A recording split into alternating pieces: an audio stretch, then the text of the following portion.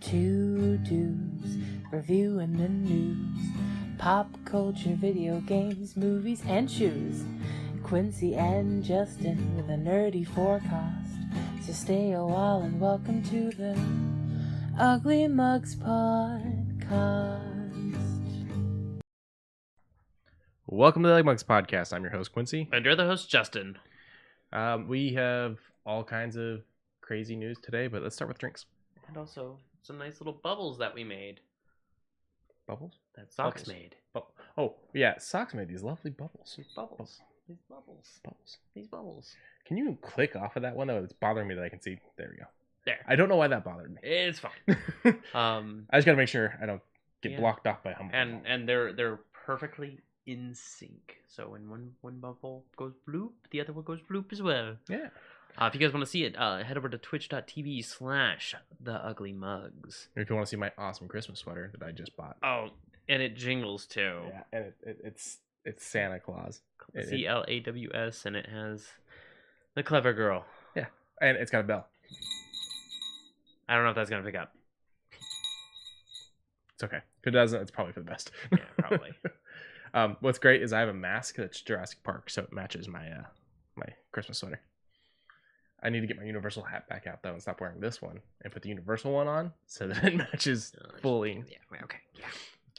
There's nothing wrong with matching, Justin. It's not. I'm just. If you had a Gambit mask right now, how great would that be? I'd be okay with it. I'd wear it. Yeah. See. What you drinking? Mon Chéri. Let me fly over to this, and then hit this button. It is Celestial buttons Seasoning Energy Tea. Last time a few times ago, I tried the green tea. Today is the black tea, and oh boy, is it strong! I'm trying to keep them awake. It's 95 milligrams of caffeine.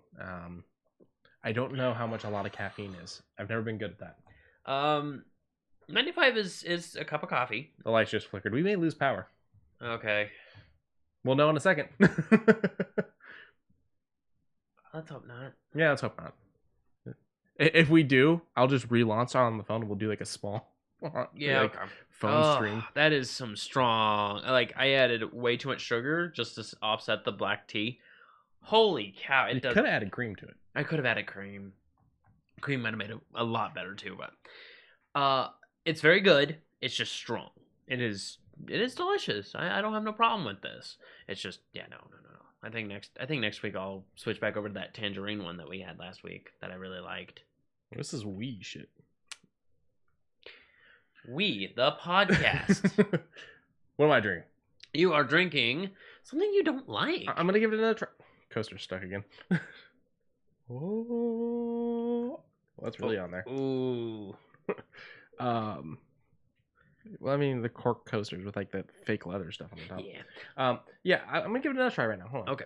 And what he's drinking right now, is Seattle's best coffee, the Portside Blend, the medium roast. This is brand new. I opened the bag in front of you. Yes. It tastes stale. That's not good. Like it tastes like old coffee. I don't. Meowdy. I'll give this one another try at a different time and see if maybe this is a bad batch, but that's not a good cup of coffee. That is not a good cup of coffee. And I like Seattle's best. I like a lot of them. If you received it at a diner without any of the cream and sugar and you added it yourself and you tasted it, would you complain about it? Yeah, I'd probably ask for a different pot. Okay. But I mean, it got a 4.5 out of 5. Very few people. Well, let's see. You know what? For the first time, let's take a look at ratings on a coffee. Not the first time, but Not the first. Well, very rarely. I apologized in advance. I was greatly anticipating this coffee. I chose the Portside Blend ground coffee. As soon as it arrived, I opened the bag. I love to smell freshly opened coffee. When I leaned over to get a good whiff, I almost gagged. It smelled like bad fish. Oh, Portside Blend. That's yeah. Why not? I had my husband smell in case it just was me. Nope, same response. Needless to say, trying to brew some didn't help this product. Therefore, I will not be purchasing this coffee. I mean, I didn't get a bad fish smell when I opened it. This one says smells fishy as well. I think people are just letting the Portside thing get in their head a little bit, and it's causing fake sense in their heads. Maybe. I mean the Mandela effect of fish and a not the Mandela effect. The Mandela effect of fish. That's not how the Mandela effect works. I know. It's the Berenstein bears. I don't know. You Bear- smell it. Tell me what you think. Now, it's got cream and sugar in it, but It smells like an average cup of coffee. okay, yeah. I'm not getting the fishy. Does it have fish in it? Fishy. What is the fucking soup? Fishy. Fish whatever. eye soup? No, it's not that. Oh. I was gonna make a Batman joke. Oh. So. But you don't think you think that you're gonna try it again later on? Yeah, I'm gonna. Schwaz. Thank you, chat. Liquid Ginger with the save. 50 Schwaz. It's cold. It's supposed to be cold, sir. Oh. It goes back to. It's Batman Returns. He's doing the research on Penguin and whatnot. Yep. He's brought the suit. I'm like, I know what you're talking about. I just don't know where we are right now. Takes a bite and he's like, it's cold. And like the only time we see him kind of snap off at Alfred for not being a good butler, which there are arguments made about how terrible Alfred is in those movies because he just lets anyone into the fucking Batcave. And he goes, it's fishy swaz. And he just stares at him like, the fuck does that have to do with anything? And he goes, it's supposed to be cold, sir. And he's like, ah. And then he starts eating it. So it's like, it being cold wasn't that big of a deal. No, but I guess he wanted something warm. Vizzy, and not fishy. Vizzy swaz. I thought it was fishy. Fishy. Vizzy. Fish schwa. But yeah, I'll give this one another shot. I'll probably do a whole new bag. Not anytime soon, but eventually I'll do a whole new bag and give this one another shot. Okay. But as of right now, this is a fail on my side. Ooh. Won't get this one again if the next try fails. Now time for the movies. Yeah, we watched movies. Last week was the start of Christmas with Mixed Nuts and Trading Places. First up, Mixed Nuts. I'd never seen this. Nope. Lauren is the one that suggested this. It is very much a Christmas style Father of the Bride. Where you have... This is more extreme than Father of the Bride. You think so? Yes. People died in this. Oh, that's right. You did mention Multiple that. people died in this. No one dies in Father of the Bride. One or two. Yeah. Okay. Well, yeah. Okay. Fine. I'll give you that. There was sex on a bathroom floor while a dead body was like one room over. Yep. Yep. Okay. Yeah. This is worse. Plus, there was a Santa Claus that was going to kill himself on a roof. Frankie. Yeah. You're right. Funny movie though. Funny I actually movie. really enjoyed it. It had some lines that fucking crippled me. Yeah, there were some very well delivered. That was an accent. Some very well delivered shots from either Martin or the female lead. I'm unsure of her. Well, you have Rita Madeline Wilson. Kahn. Okay, Rita Wilson. Okay, I was gonna say because you got Madeline Kahn. Hey, dickheads! Yeah. She's great in everything. She was great in Young Frankenstein. She was great in Clue. I love her in like every role I've seen. And then Adam Sandler was one I wasn't expecting to be in this.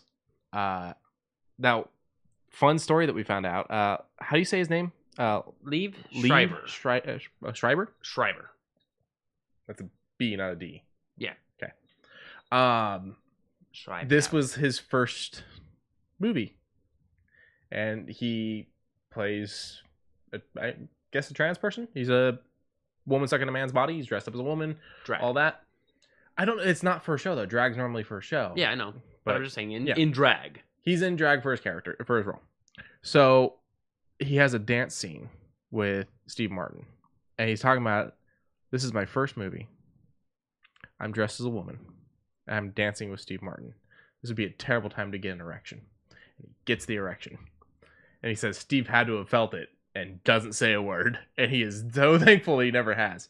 So he's been in drag a few times now. This and a couple other movies. Mm-hmm. And he talks about it and he says that there's just something about whenever he does it for a film. He's like, when I get in women's clothes, I get giddy. And I'm like, you're getting into the mind of the character, I guess. Yeah, So you're like, sure, yeah. He fucking killed it. Oh, yeah. Yeah, I was dying at all of his lines. Yeah. Juliette Lewis is great. Everyone's pretty good in this. This is, I think, our second or third. This is our third movie night movie now with Anthony. I don't know how to say that last name. LaPaglia. So he's the boss in Empire Records, and he's the friend in So I Married an Axe Murderer. Yes. So not connected in any way, shape, or form. Just really interesting to know. Yeah. But yeah, Adam Sandler was probably the weird oddball that I was not expecting out of this entire thing. So if they were to make this movie now, I think he'd play that character the same but better. Yeah. If that makes sense. Less, well, lack of better words, less annoying. Because back in the 90s, back when he was the playing the ukulele, trying to rhyme on the fly, it flows then. It doesn't hold up now. I mean, he still does music. His entire last stand-up was all musical based. You're right, but it does better now Yeah. because of what he sings about, like the phone, wallet, keys. He's Phone, wallet, keys. honed that skill. Yes. And so it's not a mess in this, but it's just... It's annoying. I mean, the character's supposed to be annoying. Yes. It's just a little unrefined, I guess you could say. Yeah, Rob Reiner in this. I love whenever Rob Reiner does like comedy, because he does a lot of comedy. He's done a lot of comedy acting. He's done a lot of comedy and other things, because he's also been a horror director. Oh yeah. So it's interesting. Gary Shandling. I didn't know that was Jon Stewart. Yeah, he's one of the rollerbladers. I didn't catch it. Yeah, he's hidden pretty well in it. And then you got Gary Shandling. He passed away a couple years ago. He was fucking hilarious. Yeah. Oh yeah. And spoilers for the movie from '94, but he kind of hints at it at the beginning of. Yeah, he gets a little dark at the beginning. So it's not a character term, but something that's revealed about the character by the end of the film.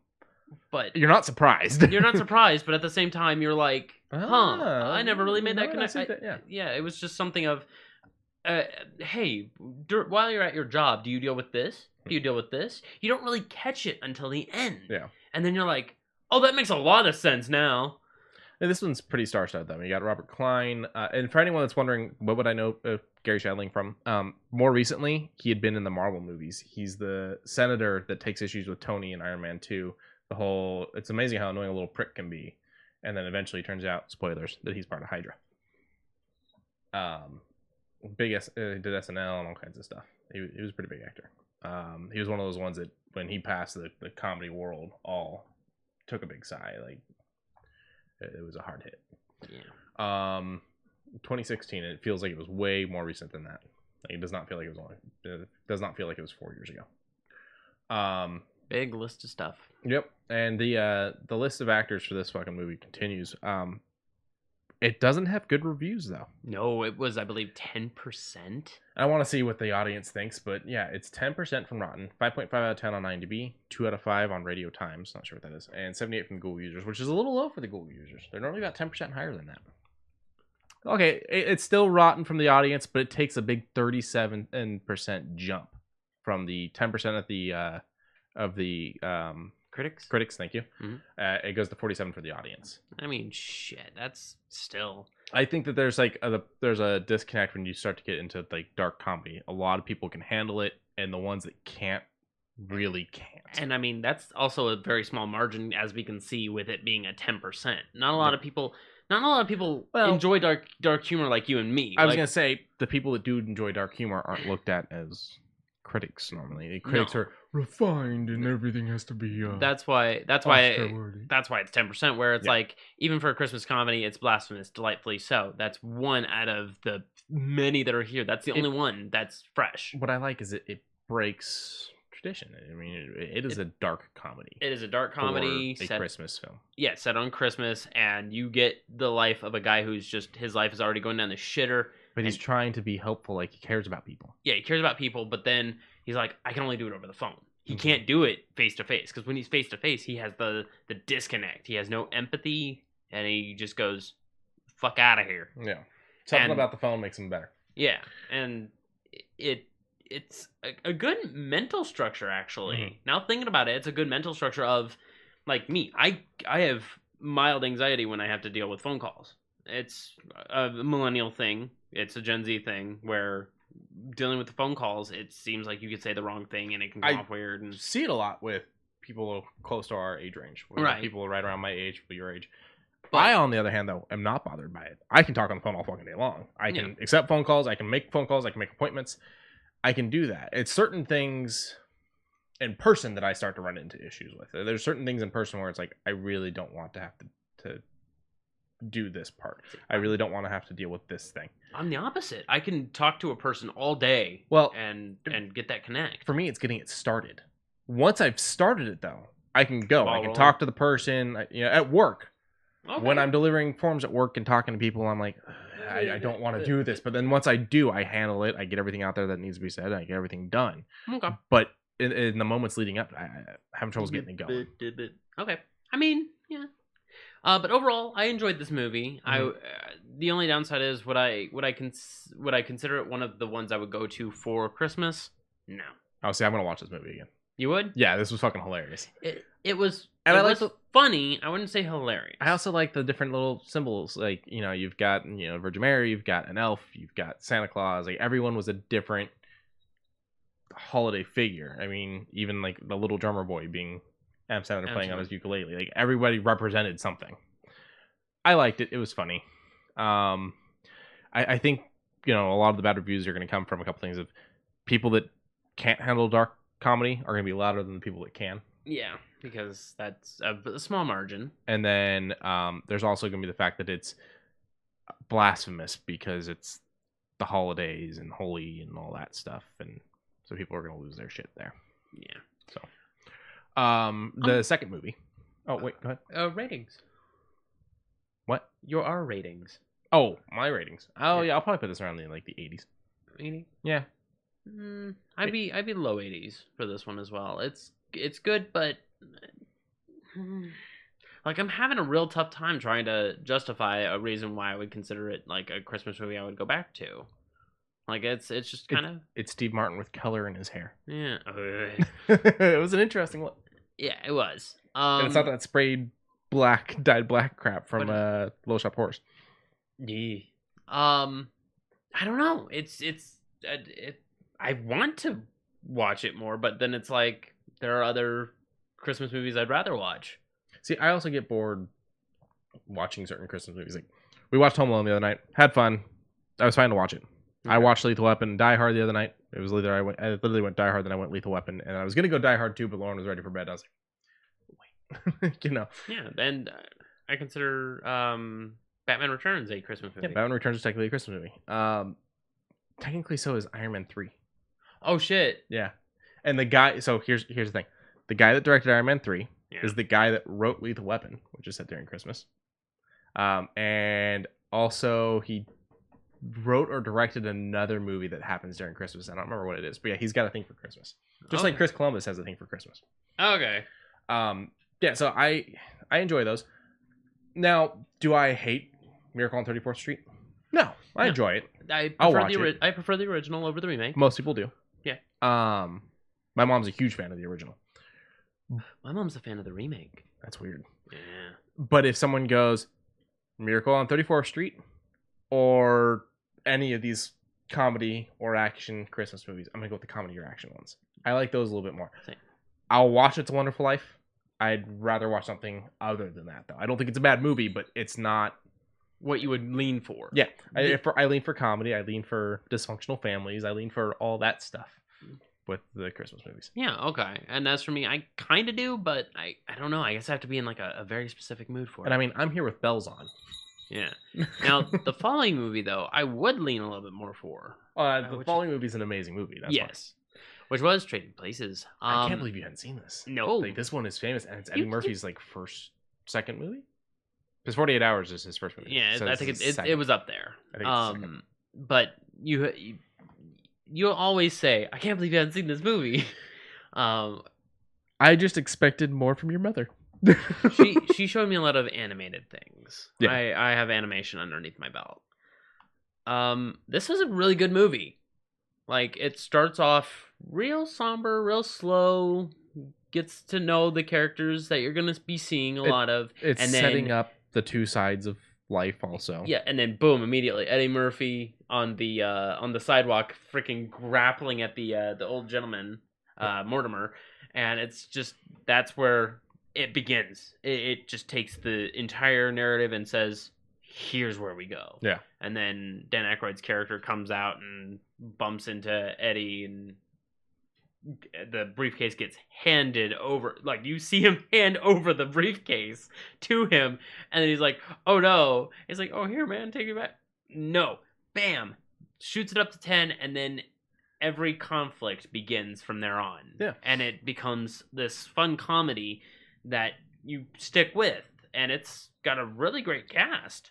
And from what I understand, there was neither of these actors were the original picks.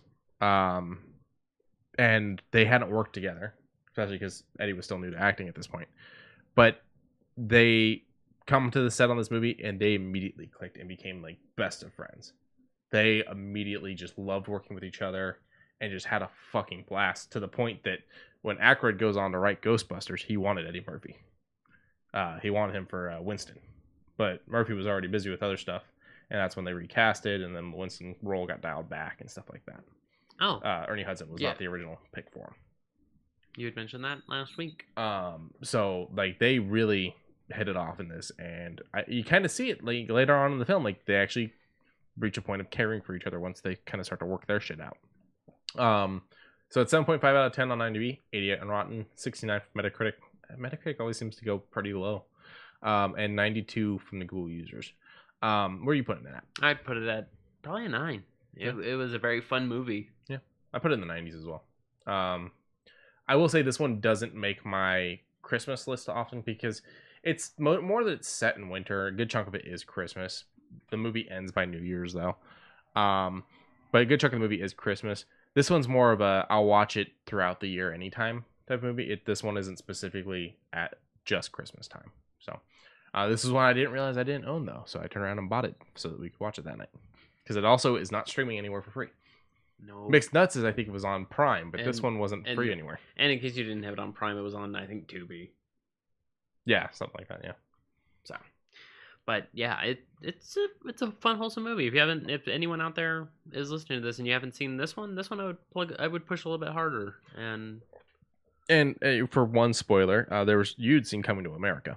Yes. Which is a couple movies after this for Eddie.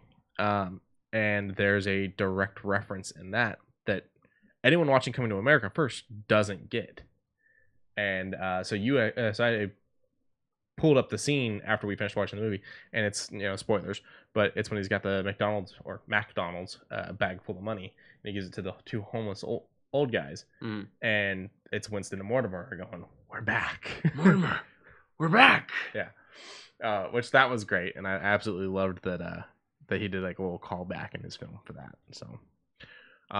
This week's movies is movies that neither one of us have seen. Okay. We decided to go with the more modern Christmas comedies. We're going to go with Office Christmas Party, and we're going to go with The Night Before. Both of them seem very interesting. Night Before is Seth Rogen and Joseph Gordon-Levitt, and then the normal Seth Rogen group. And Office Christmas Party is one of those ones where like they got a crap ton of random actors in it. Like good random yeah. actors? Okay. I'm not 100% sure, but I'm pretty sure Jason Bateman's in it. So they've got people all over the place in that one. Okay. And so that one looks pretty interesting. Nice. Let's roll over into the news. We had the Video Game Awards, and with that came a bunch of announcements for new games as well. Or old getting a buff up. That too. Ghosts and Goblins Resurrection was one of the announcement trailers, and I played this as a youth. The 2-watt.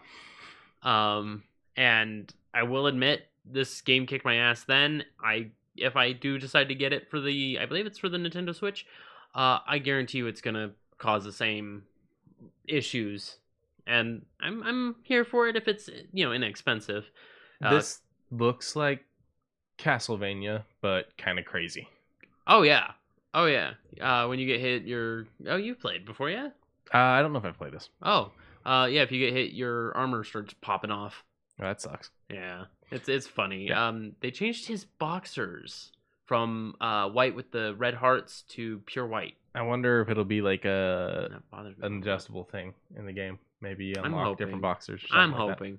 But this comes out February 25th of 2021. Right around the corner. Right around the corner. And I'm if it's, as I said, inexpensive, I'm probably going to try and climb my way through one of the notoriously difficult games of all time. In HD form. I mean, it's just a Switch release from what we're seeing. Go ahead and let it play a little more. I want to see if they mention anything about price, because there's still a good chunk of this video left. Oh, they're showing the original date and whatnot. Okay. Back in 1985. Oh, you get to play the original. Oh no, wait. This is their cabinet. Yeah, they're the new what is it? Arcade Stadium. Yeah, Capcom Arcade Stadium. I get it for free. Oh, that's cool. Yeah, I don't know what that is. Yep. Apparently Monster Hunter. Apparently Monster Hunter. But cool, I get it for free. Nice. We didn't know about that, so surprise news. I mean, I knew about the new arcade stadium. I just didn't know that they were doing a free download. Yeah, includes additional titles as separate DLC packs. Oh. So I got 1943, but I don't know if it'll include anything else. We'll find out. I mean, still though, I mean, as long as the prices on those aren't too bad, that's a lot of games. And Capcom's old stuff is really. If I can get Bubble Bubble, can I get Bubble Bubble? Let's see. I mean, it all depends on what year that would be, right? 91. Then probably not. Well, I mean, Street Fighter 2 is like 91, 92. Yeah, maybe. I'm hoping. All right, next on the things announced. This one's not exactly. We've been separating things in games versus movies and whatnot, but this one's kind of both. Because there's something else that's introduced. Yeah, so this ties in on two parts. So, Ark. I've played, 400 plus hours of it. I've played maybe an hour of it. Yeah, it's a fun game to me, but the only downside is I of course had to cut myself off. It was taking up too much of my time. It is a very interesting game if you let it become interesting. Mm-hmm. And now they're creating an animated series with a whole truckload of voice actors. Mm-hmm. Some that aren't even voice actors. Because you got Vin Diesel, voice actor, I'll give him that. Russell Crowe. Yeah. You got Gerard Butler. Which is going to suck because that's the guy I get him confused with. I get Russell Crowe and Gerard Butler confused. I get Gerard Butler and the guy from Lock, Stock, and Two Smoking Barrels. That's a weird confusion. I don't know. It's just the grizzled. No. No. I would always. Really? Yeah, I would always tell those two. Well, even still, we're talking about the one that's also in Snatch, right? No. He's not in Snatch. Which one are you talking about, Lock, Stock, Man? Because I thought you were talking about the one from Snatch, the one that they hire, that the American hires to help them. What is it? Statham? Is that his name? Yeah, he's the one in. No, not Statham. I don't. The one that's also in Gone 60 Seconds. He's the one that gets the teeth made out of the bullets he was shot with. Okay, yeah. Okay, yeah. Can't remember his name. Also, thank you for the subscription. Woo. But okay, you're right. I may be thinking a little bit too much. Yeah, Bulltooth Tony. Thank you, chat. Yeah. I know. I don't think that's the same person. Because he's in Lock, Stock. He's on the cover. Yeah, no. Well, I know he's on. I don't know if he's on the cover, but no, he's not the main character. Yeah, Vinny something. That's the side character. Yeah, he was a soccer player, and then he became an actor. Even still. Okay, whatever. But David Tennant's gonna be in it. Elliot Page, Carl Urban, like a whole lot of really big voice. Pretty big cast here. Pretty big cast. I don't have anything against Ark. It's another one of those games where it's like I'd prefer to play with people versus playing by myself. Yeah. As for me, the server was always empty whenever I would be climbing around and doing my personal things, and it'd be like make sure my animals are fed because the server's always going. Mm-hmm. And Liquid says Vinny Jones is his name. Okay. I don't think that's the person I'm thinking of. I might be leaning too far. Yeah, I'm not sure who you're thinking of. And speaking of Ark, Vin Diesel the game. Ark 2. Not Vin Diesel the game. Ark 2. We already had that with one of the Riddicks. Ark 2 has been announced, and the trailer shows Vin Diesel fighting off a T-Rex and these Uruk-hai looking bros. It looks like a very fun trailer, but no gameplay. They enter an Ark. They turn on one of the Ark memory systems, and I don't know what's after that. I don't know. No. That's the one I'm talking about. That's Vinny Okay, Jones. that's not what I'm talking about. Because he's smack dab on the cover of Lock, Stock. Okay. So I don't know who you're talking about in this movie. I think it might be Smoking Aces. Maybe. Because, I mean, it's pretty much the same cast as Snatch. So Yeah. It's a good trailer for back to Ark 2. It's a good trailer for it. It shows that T-Rexes don't give a fuck. Oh, they didn't back then, so. But yeah, it doesn't really tell us much. It's supposed to have multiple maps. You mentioned. I'm just really unsure as to what this is going to bring from the other one. And it's like, okay, Vin Diesel being a character in it, that's great and all, but if it's still you being your own character, then what does Vin Diesel matter? Unless you're only playing as Vin Diesel's character, then I'm not. It doesn't feel like Ark then. You're right. But I mean, there are people who have visited the Ark once before. That is why these paintings exist. So I think that it's going to be in the case of, all the Explorer notes, all of the diaries, and all of that. Like, there's not a lot to Ark. Ark is simply go around, find books, find their diaries of the creatures that they find on this planet, the things that they find in these arcs that have spelled out into all of these different arc planets. Mm-hmm. And then they find out, oh, these are all projects, and with these projects, kind of like how the Fallout vaults were, where the vaults were experiments that kind of screwed up, and then I was like, oh no. And apparently each one's a little bit more different. I am curious because the first Ark was a very difficult game to run for anything, for console and PCs. Stop that. And I'm not worried about it functioning. I mean, if it doesn't function, it doesn't fucking function. Right. That's on them. The company will fail. Right. If it functions, then great, it functions. I'm just confused as to what the fuck the game's going to be. Yeah. Because the trailer didn't give a shit. Yes, it's a new weird alien-looking planet rather than just prehistoric alien planet. Yeah, but then again, the same could be said about Extinction, which is a strange alien planet. True.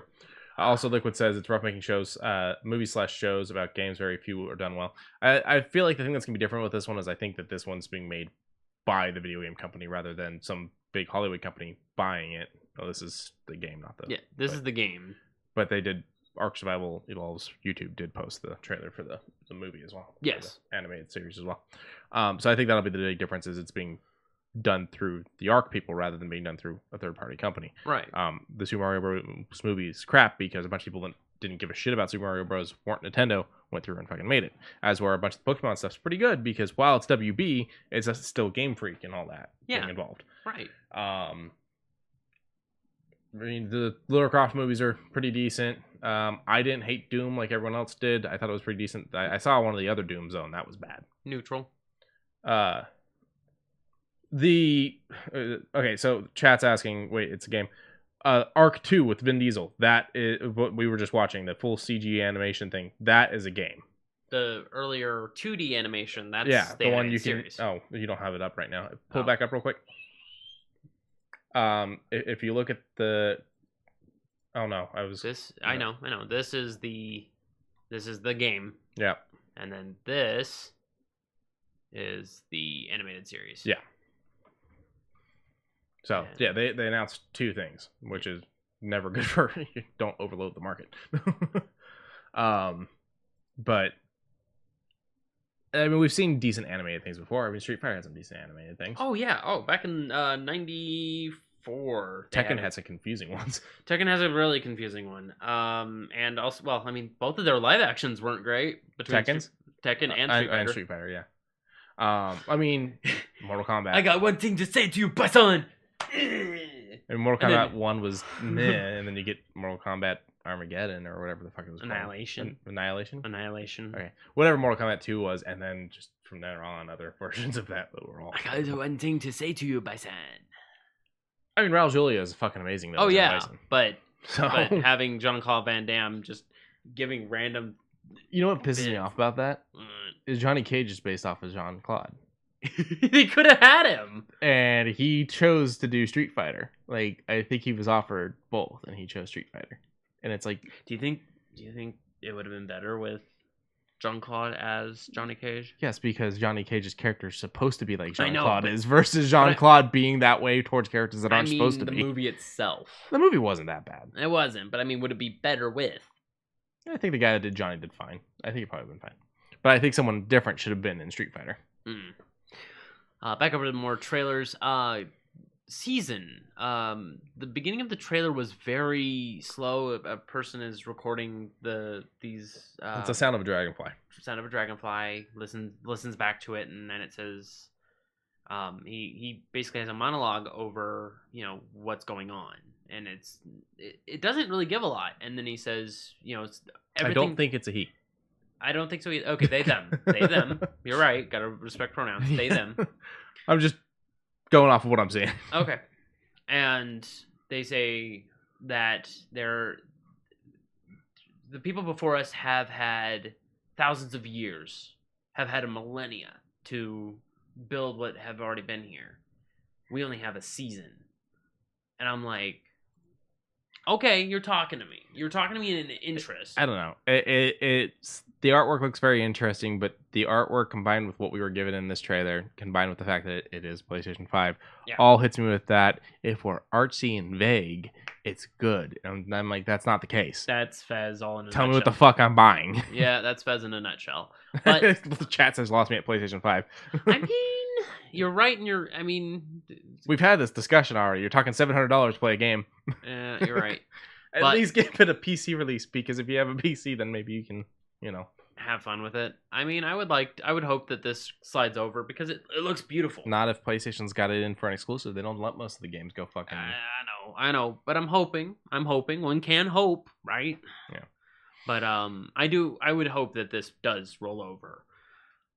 Next up on the cut is the Ruined King. One of the main weapons of League of Legends has moved over into its storytelling of the Ruined King, and it is a turn-based combat single player, and I am all here for this. This looks amazing. I find the artwork to be a little odd. Oh yeah, what's up? I don't know. There's like the characters, they look pretty decent. The cinematic scenes look pretty decent, but everything else, like the environments, like where you're battling, feels a little washed out. A little bit. It's not as vibrant. It's crisp. Like they put work into it, but a different kind of work, and it feels like your characters are dropped in a world that they're not from. If that makes sense. Yeah. I mean, I like that they're doing more, because this was a company I gave shit for a long time for not doing anything. So I do like that they're doing more, and I like that they are doing things for people that don't necessarily have a group of people to play with. You got a first person or single player game. I mean, not first person. Yeah, but I mean, shit. Solo queue is the reason why it's called solo queue. You go in alone. Well, and I like the also the expanding on the lore. Oh yes, lore is a big thing for me in games. So. Yes. The only thing I don't like about the lore right now is the fact that KDA keeps getting members that I don't like.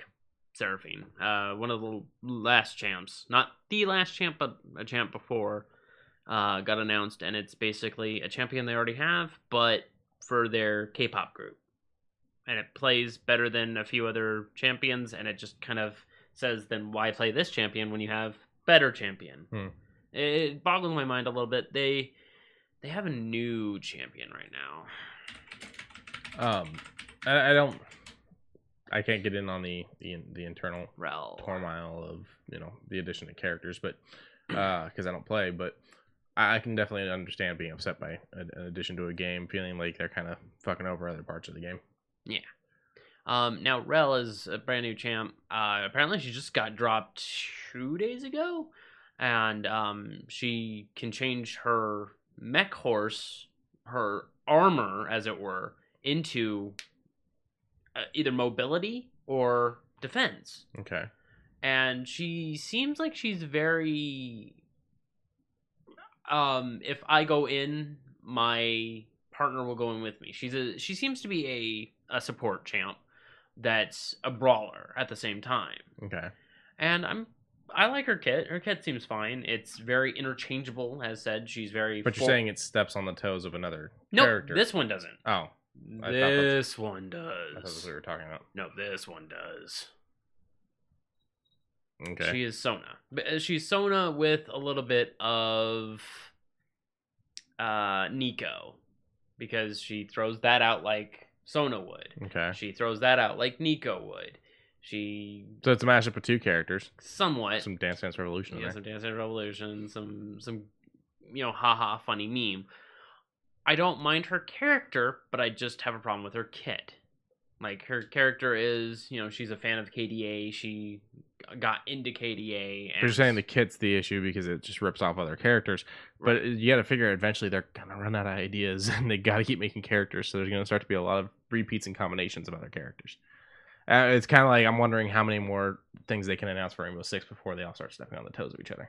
Yeah, you're right. I mean, they did that with Bandit and Maestro. So yeah, you're right. You're right. Especially in that world because you're not doing magic, and with Rainbow Six you're stuck to real world things or futuristic things. Yeah, because you literally have a thing that shakes the ground that lets you know where people are. Yeah, I mean that's not real, but it's based on the concept of technology. I mean, maybe it is. Well, I mean, it could be. I mean, what it does is it's a small drone that's on top of whatever building they're in that creates supersonic waves at such a high frequency that it shakes, and when it shakes, it creates... You get pings. Yeah. It's kind of like a mobile sonar. Yeah, it's just only when they're moving, which is an interesting little tidbit. I understand it. Yeah. So, moving on though. I've played a couple of rounds on my phone. I'll admit, it's Among Us, which is coming to PC for Game Pass. So anyone that's got a computer that can handle pretty simple stuff should be able to play this if you got Game Pass. Oh yeah, I think it was like 2 gigabytes of RAM. Frickin'. I can probably pull the specs up. It is a lightweight game. And now I have a new phone, so I could do it also. But oh no, I'm talking pulling up the PC specs, not pulling up the mobile game. Oh, I know, but I'm just saying that I could have done that myself. Well, they don't have the. I'm gloating that I have a new phone. I understand. You're yelling. Stop shouting. They don't have it on the Game Pass app yet, and they're coming soon, so I can't actually pull up the Game Pass versions of its specs. But it's a lightweight game. Yeah, it's tiny. Chat saying I love this game. I want to stream this game actually because I've played it a little bit. I'm enjoying it. I was watching a couple of streams of people playing it, and it's killing me. But I want a group. I don't want to go in and play with a bunch of randos. Yeah, playing with randos is not fun. I want to download the PC version. I want you to get the PC version or play on your phone, however you choose to do it. I already got it. I want to do a whole big thing on this, but the reason why we're talking about it isn't just that it's coming to Game Pass. It's the fact that we're getting new maps. Got a new map, the airship. Oh, we've got a tribute volunteering in the chat. All right. I already think you're sus. I saw you vent. Don't lie to me. Don't you fucking saw you lie to vent. me. You're not doing any tasks. You're just standing in the corner. That's what I normally do. Shit. So yeah, we're getting the airship map, which I already just like the animation of the airship coming up out of the clouds. It's still like the simple animation of the game, but like they put work into it with like the clouds being affected and whatnot. It was nice. So yeah, they dropped a trailer for this. This game I think also won some awards, but we'll cover awards here in a little bit. Yep, that's at the end of our gaming. Right there. If you needed a reason to get into this game, get into it. Now you've got your reason. I mean, already the reason was it's free on mobile and it's only $5 on PC. But now it's included on your Game Pass once it hits for Game Pass PC, which I think is in the next month. Excuse me, sorry. And furthermore, they're adding more maps. And people are adding in some great mods. There's a mod that is probably what we'll use when we stream. And basically, it's what's the term? Proximity. Thank you. Proximity mics, and basically you can only hear the people you're near. Within, I think, in game 10 meters. Yeah. And you hear them at that distance, so you hear me scream, "Hey, what the fuck's going on?" And then all of a sudden my mic cuts. Or the stream that I was watching, it was walking around just saying random things to set off the other people who were like, wait, what the fuck part of conversation did I just catch? So the guy was walking around just randomly. See, that was the first time I had hemorrhoids.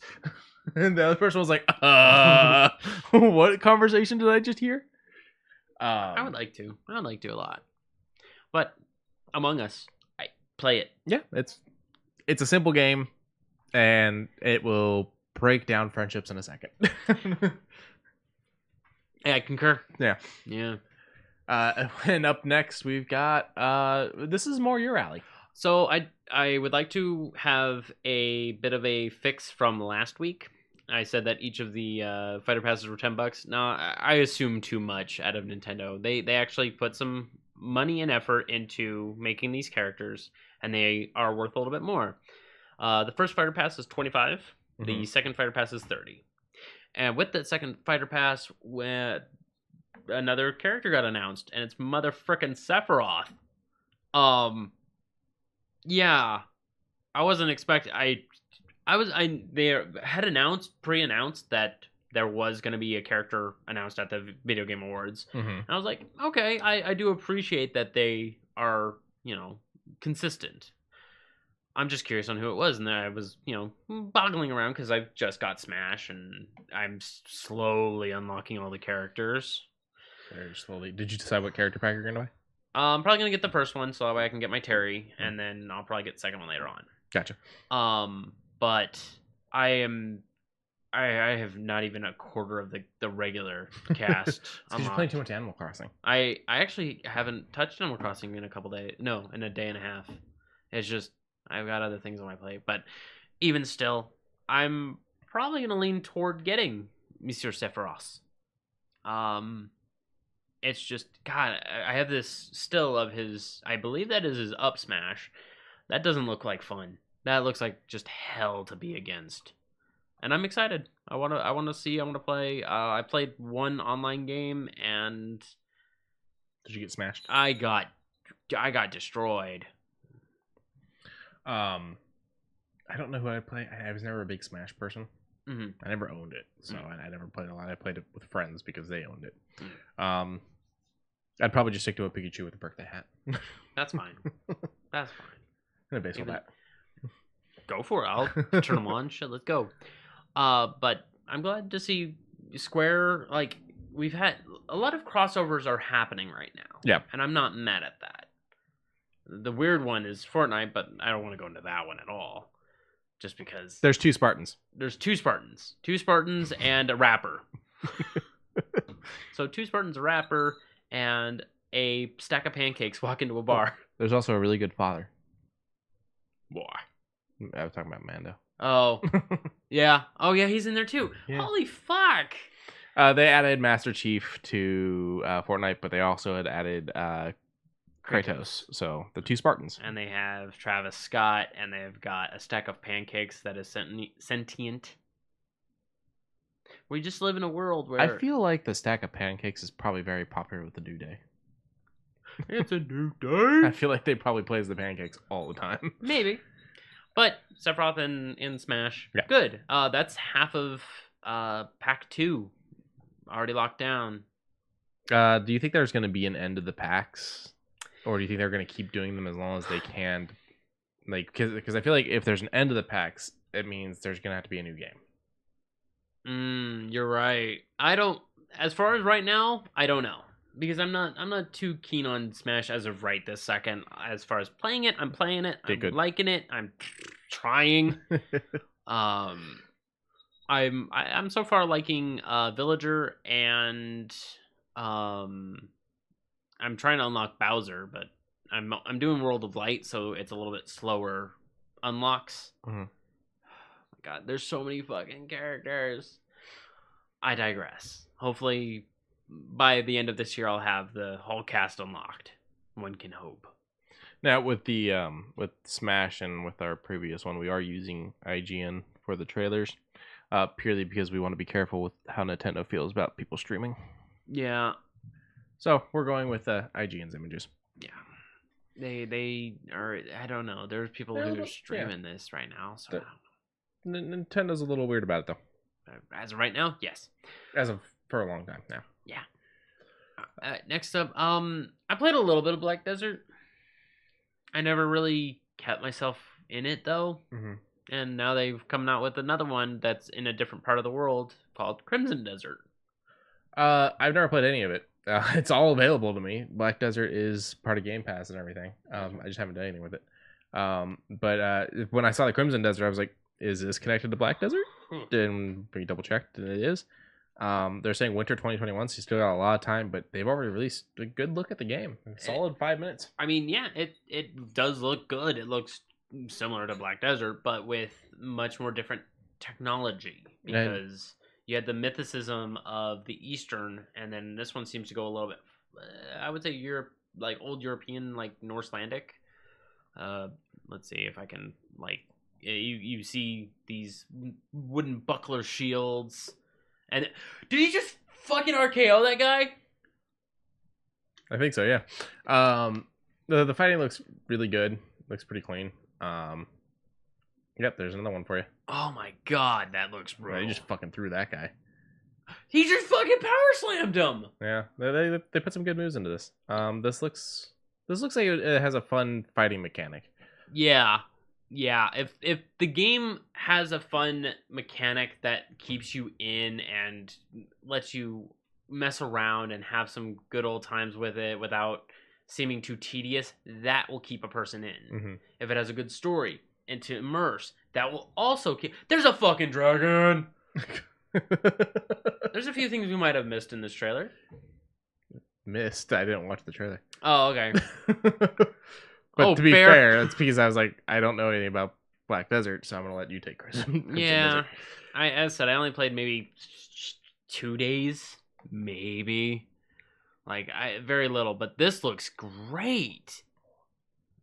Yeah, okay. Let's see where this goes. Hopefully, in the coming months, we see more development kits. Hopefully, maybe even an open beta, maybe, because this looks like in game. This doesn't look. I don't know if we'll get an open beta that soon. They're talking winter of next year. They're talking winter, but I mean, like maybe during the summer they throw something out. You know, I feel like that's still awfully early.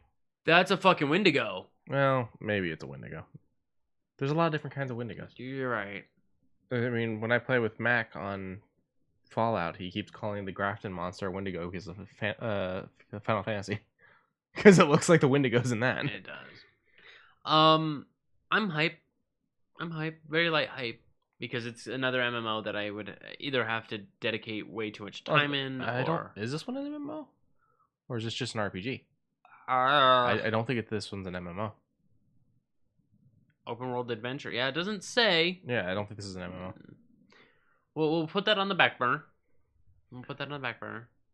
But I'm hyped for it. If it's anything, if it's solo, even better, because then that means it's gonna cut out half of the freaking travel distance in Black Desert. And I no longer have to deal with people. Right. Yeah, that's always nice. So we all like zombies. I keep mentioning that. Something that I thought was Valve that isn't Valve. I mean, it is available on Steam, but it's actually Turtle Rock and Warner Brothers. Yeah, and I looked at Quincey, which explains why this looks so much better. And got past the number 3. Yeah, I know, right? So Back 4 Blood is in its alpha state in December 17th, and it looks good. Looks great. There's a bunch of weird zombies, a bunch of special zombies. It's a nicer Left 4 Dead. It's a nicer Left 4 Dead, and this big thing comes crawling out of the ground that looks like a colossus. I'm here for it. Show me some more. Only gripe with watching this the entire time. We watched this whole trailer. The only thing that bothered me is the person that got to play the demo.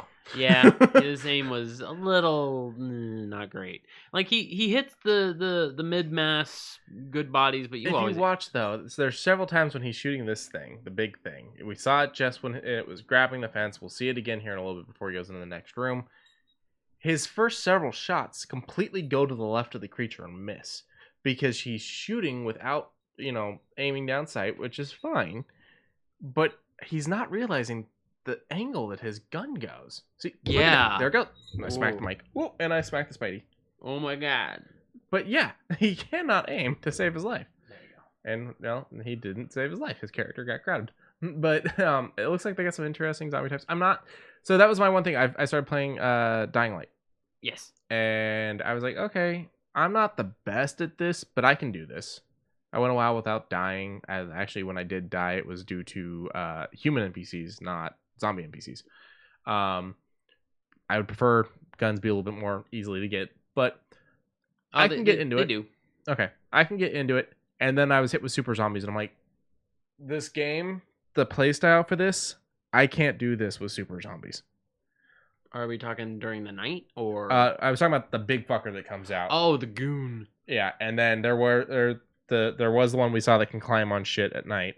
When you first see him, when you have to stay the night at one of the safe points. That one is I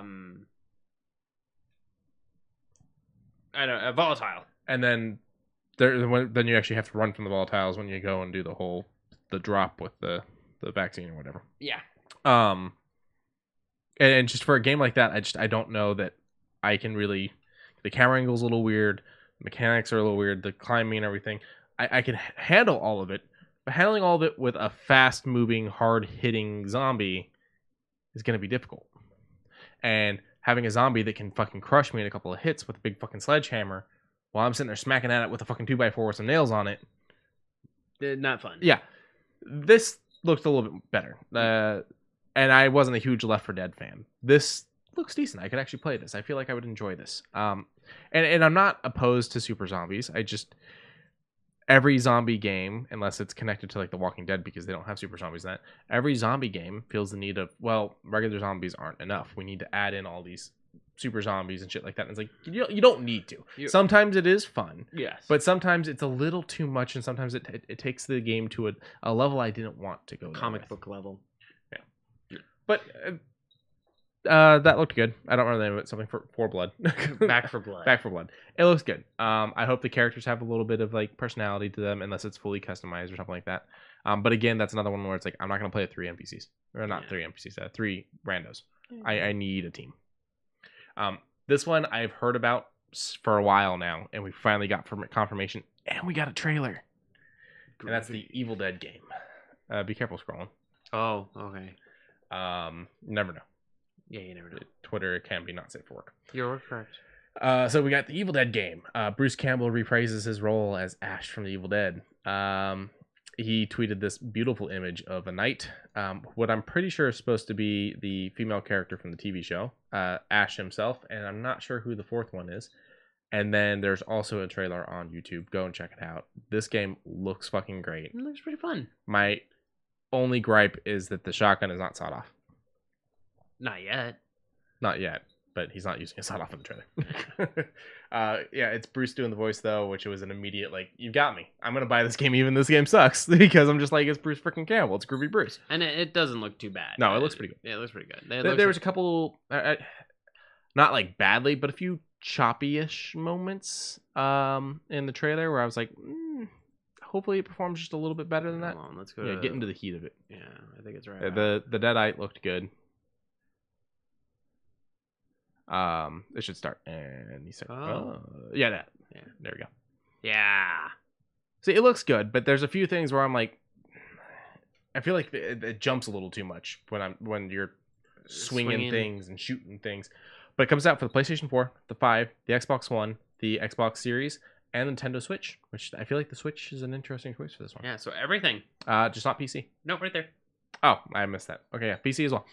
I will probably get it for the One. Since how you can't find a Series X anywhere. Or Series S. Or PlayStation 5. Or the other PlayStation 5. Switches are back, though. Switches are back. I got a Switch. I don't have the money for a Switch anymore, so it doesn't matter. I didn't have the money for the PlayStation or the Xbox. Sure shit, I ain't getting the PlayStation. No, this one looks fun. Yes. It says coming 2021. He's been working on this since like right after the show got canceled, from what I understand. So not too long ago. The show got canceled a couple years ago. Really? It's been like 2 or 3 years now. Really? Yeah. Another one of those things that doesn't feel like too long ago. But yeah, it was one of those things where it's like everyone was like, "Come back as Ash." It's like, "I'm never coming back as Ash."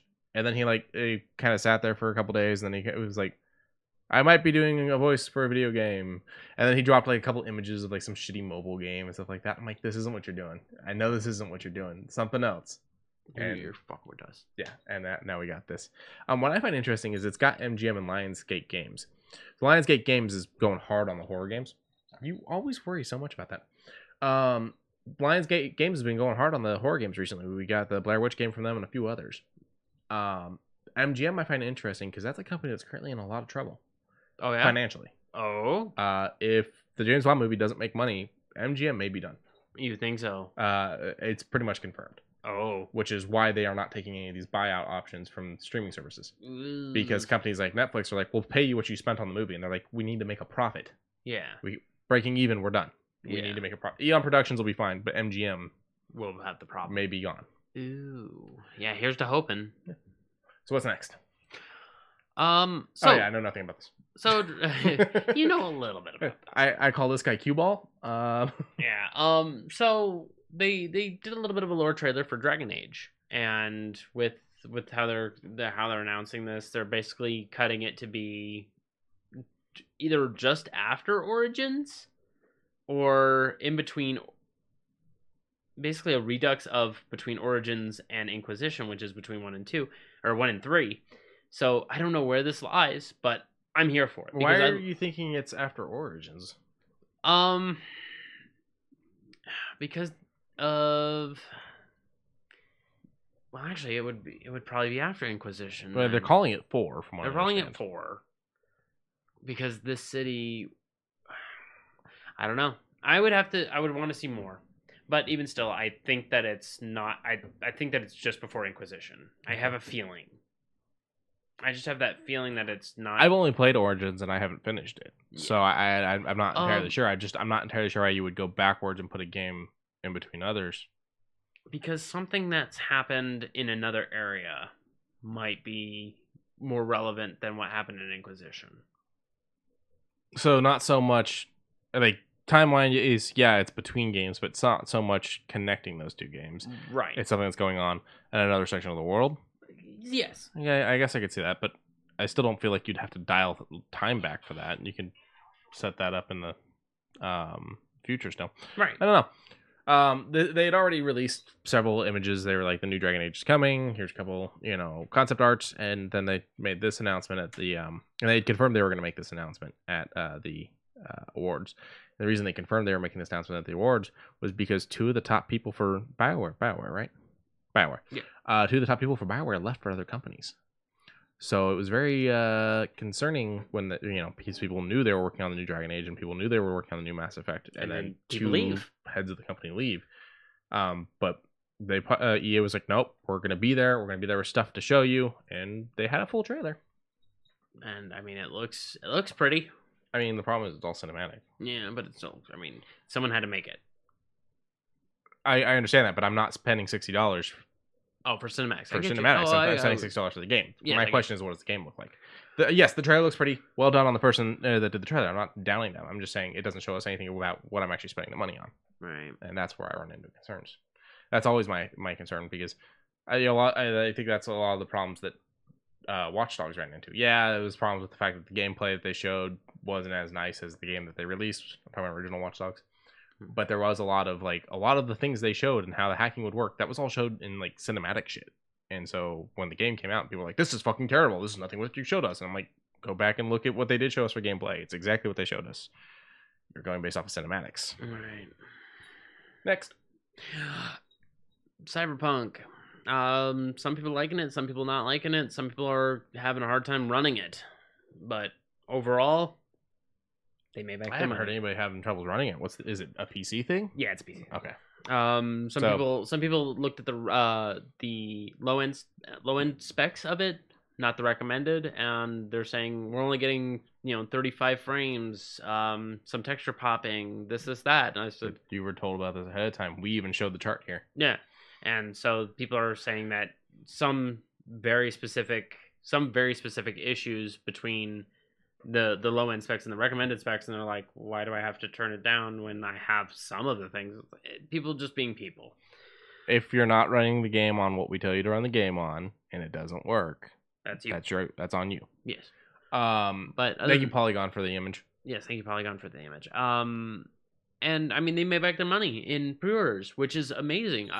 Congrats to you. Especially considering, the amount of money they spent was probably, way past budget because of how long it took to actually make this. Right. And apparently, I've had a couple people, without spoilers, tell me about the game, and the two of the three have beaten it in. Well, it's not a very big game. 20 hours. One beat it in 20, one beat it in 23, and he says, I did a little bit of side stuff. I wanted to go and do more side stuff. It's just the story is actually gripping. And I was like, okay. And he explained to me that this game is actually really immersive and expansive, and there are times when shit can get really depressing. He had mentioned that there is a random event every so often that could potentially happen of a cybernetic person breaking out of a window and dropping to the ground. That's sad. Liquid's saying he hasn't tried it yet, so I think that's warning of please don't spoil it for me. Yeah. To which I have to say, I told you to clear your space ahead of time and download the damn game. Okay. He ordered the physical, so it showed up like a day late. Oh. but he didn't have the space on his console. I was like, you should have cleared the space out sooner. That should have been... Yeah, we won't go too far because we don't want to risk any spoilers. But yeah, they've made more than their $5 million mark in the first 2 weeks. So, I know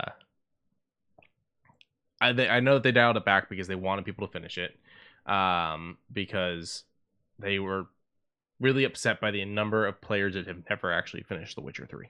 Yeah. So yeah, I haven't finished The Witcher 3. It's my goal to eventually finish The Witcher 3 and finish all the side shit, though. Like, I do plan on doing that. It's just sometimes I'm like, I need something simpler. Or sometimes I'm like, I want to do some achievement hunting, and it's not nearly as easy in The Witcher as it is in other games. So, why are we looking at this? Oh, it said 6-year-old Call of Duty Prodigy band who was a part of the FaZe clan. What?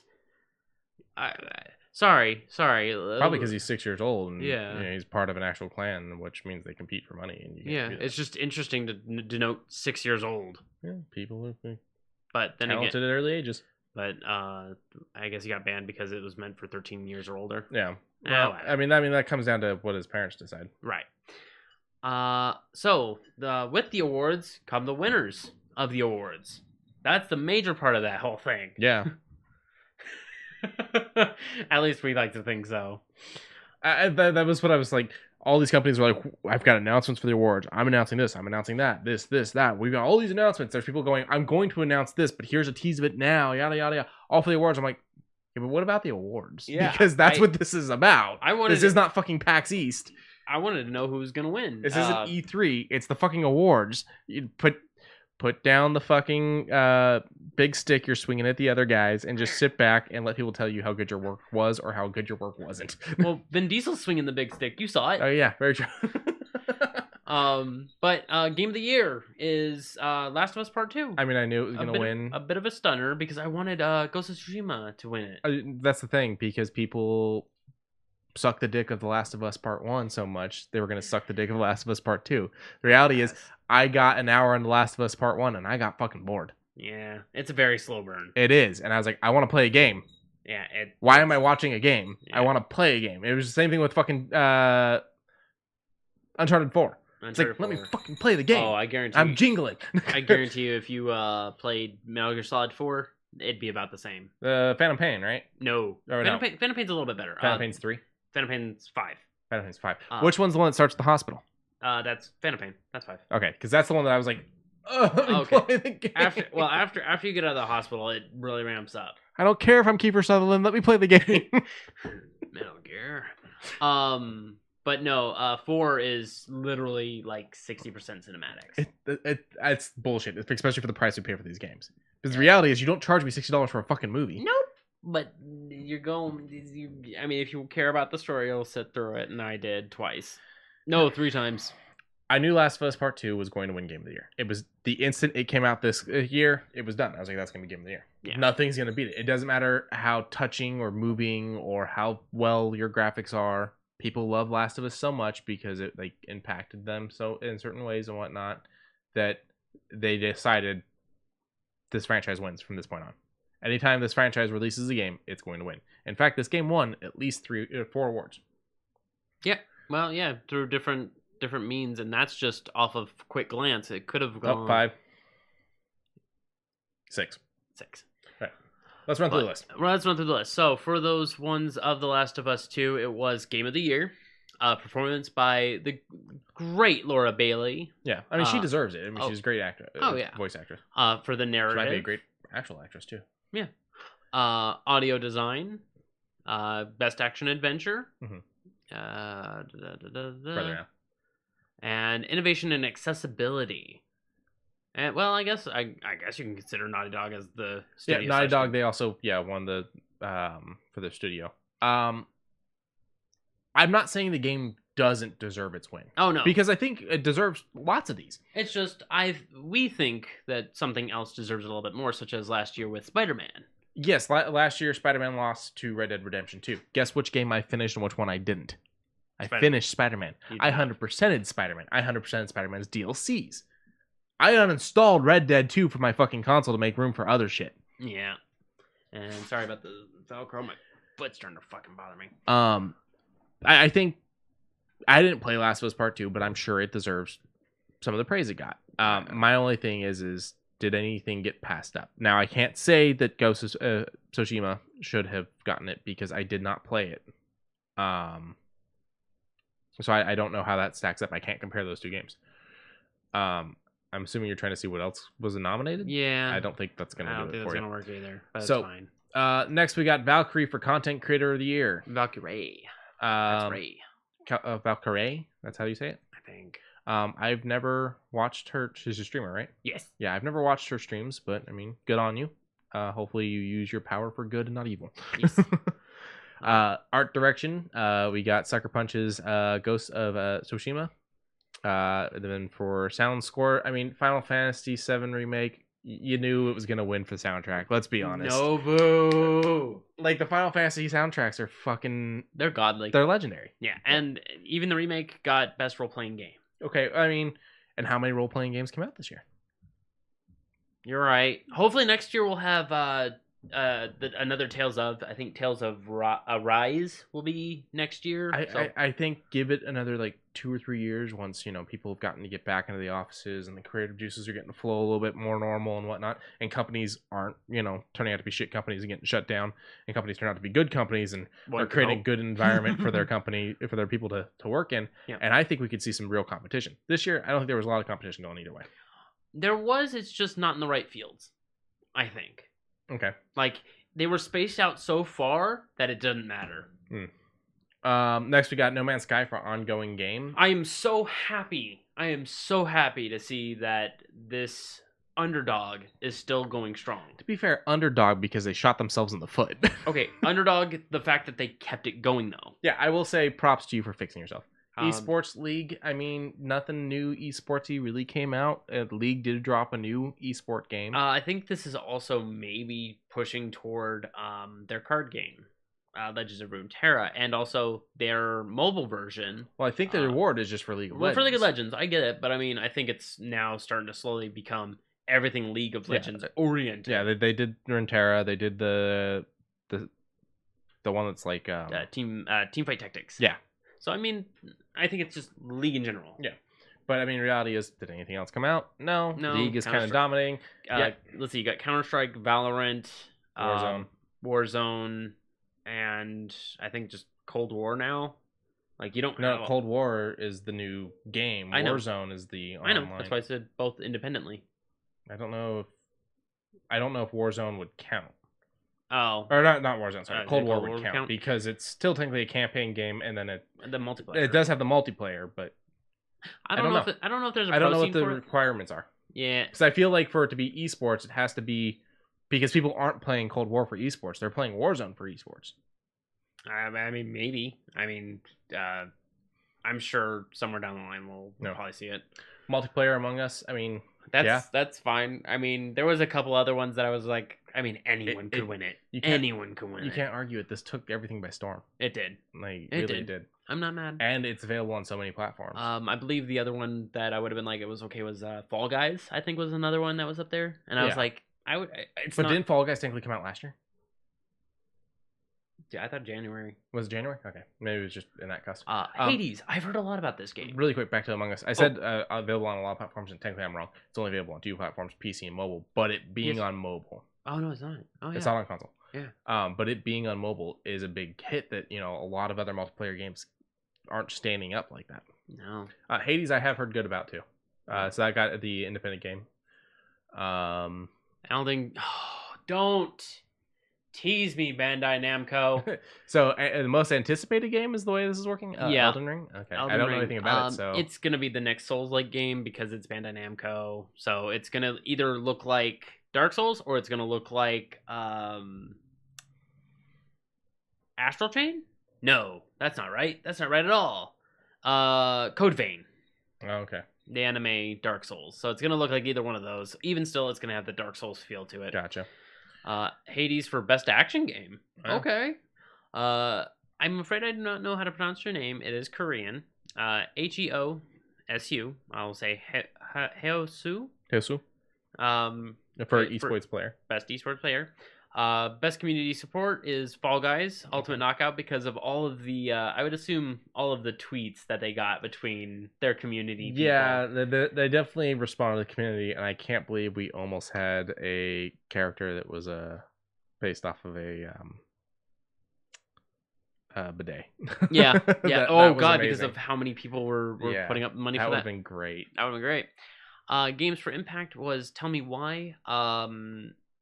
Neutral. I don't have anything negative to say I haven't about played it. Games for Impact are usually the ones that hit hard and Yeah. let you know. All right, this one does have trans characters, so I can see it hitting hard for people. So Yeah. understandable. Fighting game, Mortal Kombat 11 Ultimate. I mean, I don't know what else came out. I enjoyed it. I enjoyed the extension they did later on with the aftermath and whatnot. It was enjoyable. It fixed a lot of my issues from the previous one, and they really upped the ante on how the crypt works in this. The crypt, you're a full-on character going around, smashing things with a hammer and stuff like that. It's not just the normal spend points as you unlock random tombstones. I get scared out of your mind. Oh no, shit still jumps out at you. Cool. Oh, and you get to go like you explore Goro's lair like completely and stuff like that. Oh, okay. Yeah, no, they did really well with the crypt on that, so it was a nice little addition. Family game. Animal Crossing New Horizons. I can Mm. agree. No, with those tarantulas, it's not a family game. Only during the summer. Yeah, only during the summer. So just time travel.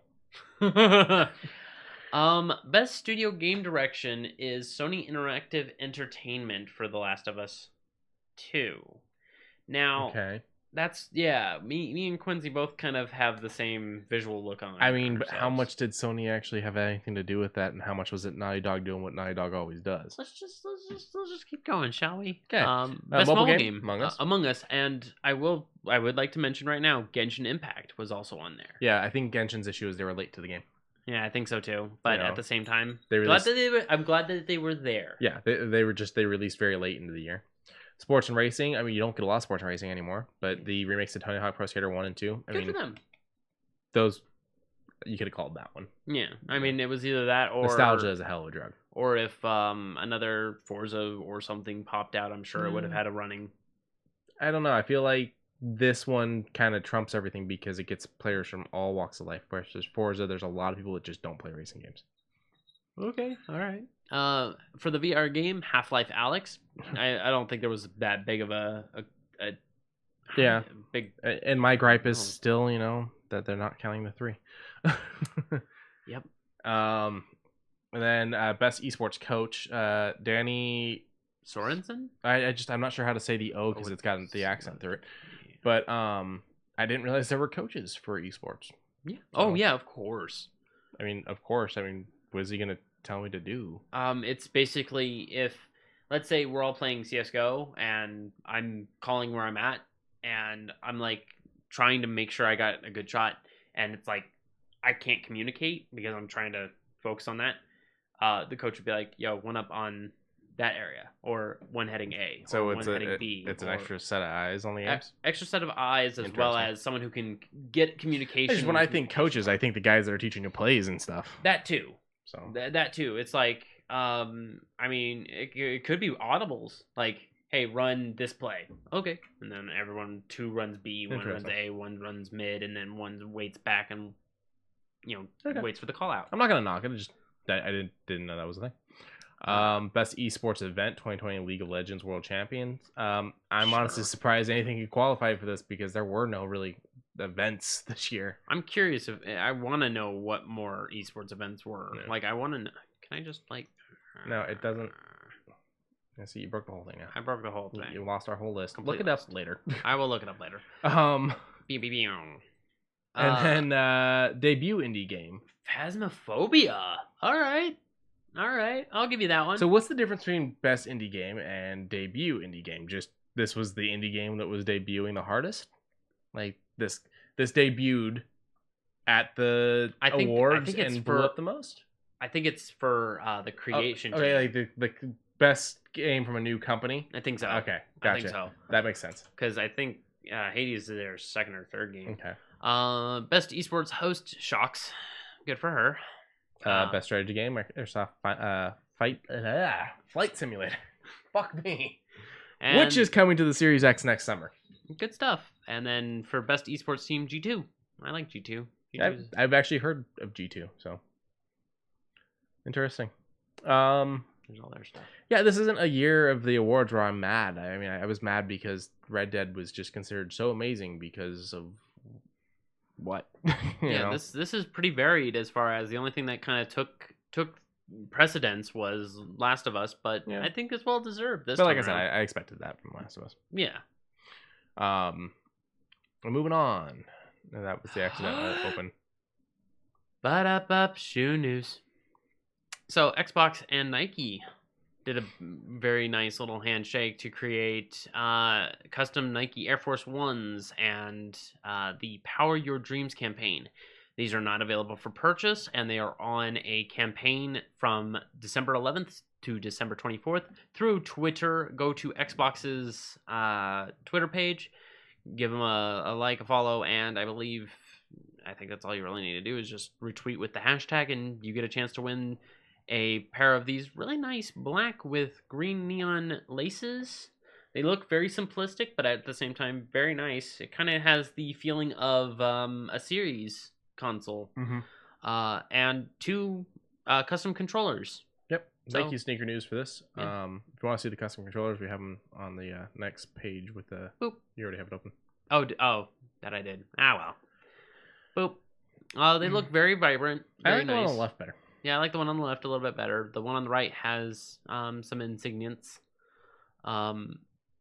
They look good. I have no problem with any of this. Yeah. I mean, again with the black with the neon, but then with the they got the one on the left is a bunch of like white specks just all over the place. Snow or stars. I mean, it's just kind of what you see on a lot of sneakers, also. I think. Yeah. And then on the right, they've got hashtags. They've got money signs, stars, X's, diamonds, Doodles.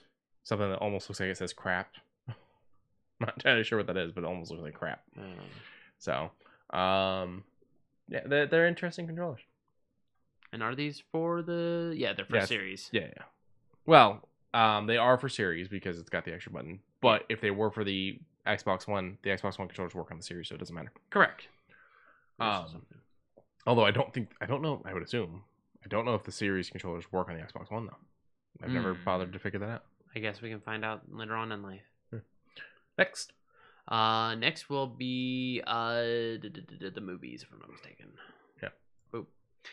Yeah, we had a big thing from Disney. So Disney did their investors meeting, which I used to technically be an investor. I used to own stock in Disney. Oh, yeah. But they did the investors meeting, and they debuted so much stuff. I've got an extra set of notes to go along with this image, so give me just a second. All right. So obviously it's going to be Disney, anything Disney. So it's going to be Marvel. It's going to be Star Wars, but there's also stuff outside of that realm. Sorry. Some of this we already knew about. It's just they're finally giving us kind of the big lineup that they like to do. Now they're promising all kinds of new content, but it is coming with one thing. So remember how we talked about the fact that it's going to be like $16 a month for Netflix now? Yeah. We are getting a price raise for Disney Plus. Oh. $1. Oh. It'll be $7.99 starting, I do believe, in March. I think it's in March. Just break the bank. So let's see. Got a little bit of everything here. So we got a new trailer for Marvel's animated What If, which also will be Chadwick Boseman's last time as Black Panther. He did record lines for it. We got the new Fantastic Four logo. Now here it's just stationary, but they do have an animated version they tweeted out there. This one's a little interesting compared to the past logos or even the original logos. I like it. It's just a little bit more, I guess, sharp.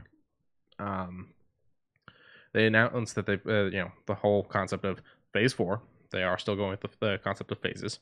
We got our first look at the trailer for Loki, which looks like a lot of fun. It does look like fun. We got some more teases of Falcon and Winter Soldier, which should have been out this year, but due to the pandemic was pushed off. And we got the final trailer for WandaVision before it hits streaming service next month.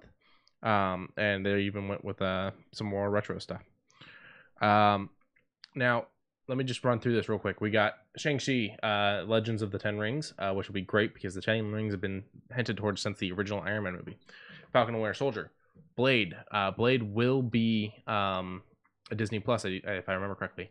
Spider-Man 3 still out there. What the name's going to be? A lot of the rumors is many homes, because it might be dealing with dimensional stuff. As we had the confirmation that the actor that played Doc Ock in Spider-Man 2 is coming back. This is after we've also been confirmed that Jamie Foxx is coming back as Electro. And also Charlie Cox is coming back as Daredevil for Spider-Man. I was wondering if you were going to remember that. Yeah, no. Then we're getting Doctor Strange, the Multiverse of Madness, which will tie into WandaVision.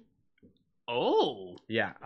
Whatever she's going through in WandaVision, I think Doctor Strange is going to be the answer.